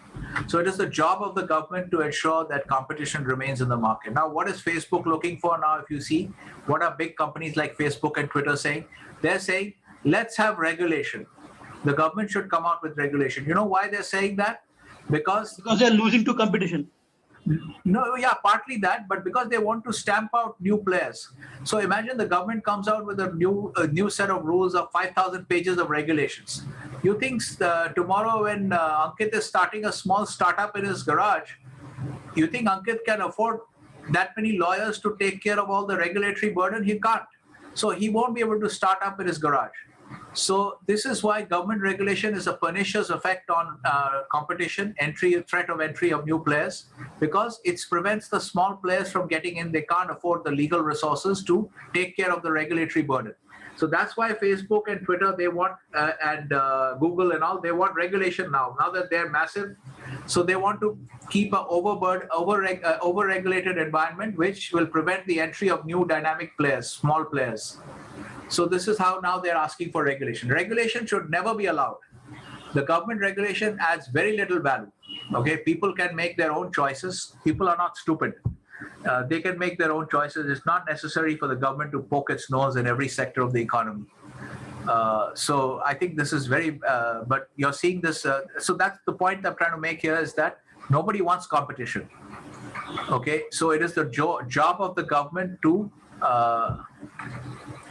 hence important government role, key government role in enforcement of competition law. That's what keeps competition alive in the market, and that forces players to engage in tech innovation. And tech innovation then has all kinds of downstream effects, all kinds of positive effects. So this is how it works. So this is the beauty of the free market. But most countries don't have a real free market because these stupid governments are interfering in every sector of the economy. So this is what we need to keep in check. That's why I'm saying that we should have a minimum role of government in the economy. Government is a necessary evil. So basically, what I say is government is a necessary evil. Okay, you do need the government for national defense and enforcement of competition law. But generally, government is incompetent, it is corrupt, and so it should be kept to a minimum. This is my view of the world. As I said, once again, very important. This is my view. You don't have to agree with my view, okay? But the point I'm telling you, the reason I'm telling you my view is that it trains you to understand in what way a view or a paradigm is expressed, and what are the elements of a strong view, which is internally consistent, which you can defend, and how to defend a view, okay? This is why I'm discussing my view. So very important to understand that I'm not trying to force you to have my view, okay? But you should understand what my view is, because it will train you then to eventually have your own view. All right, guys. So if there are no other questions, we will end this class. I think this is really great, because I don't think we have ever overshot a class by 1 hour. It was very interesting class, sir. Okay, very good. I'm glad you Yes, guys. sir. Okay, great, excellent. So we will have many more interesting discussions, and I'll see you guys next, I think, day after tomorrow. Okay. All right. Okay, take care. Just remember that initial set of links I sent you for the Zoom meeting, you have to ignore that, section A, for this week, and take the later set of mailings. Please make sure you do that. Okay, take care, guys. Good night. Okay. Sir, there's a question. Yeah. Sir, actually, I didn't get my books yet. But after 4 to 5 days, they will send me. So if there will be no problems, I think. No, there is no book as such for lab. There is no hard copy book. Okay, sir. I'll give you I'll give you some links for some digital books, or I'll share some material with you.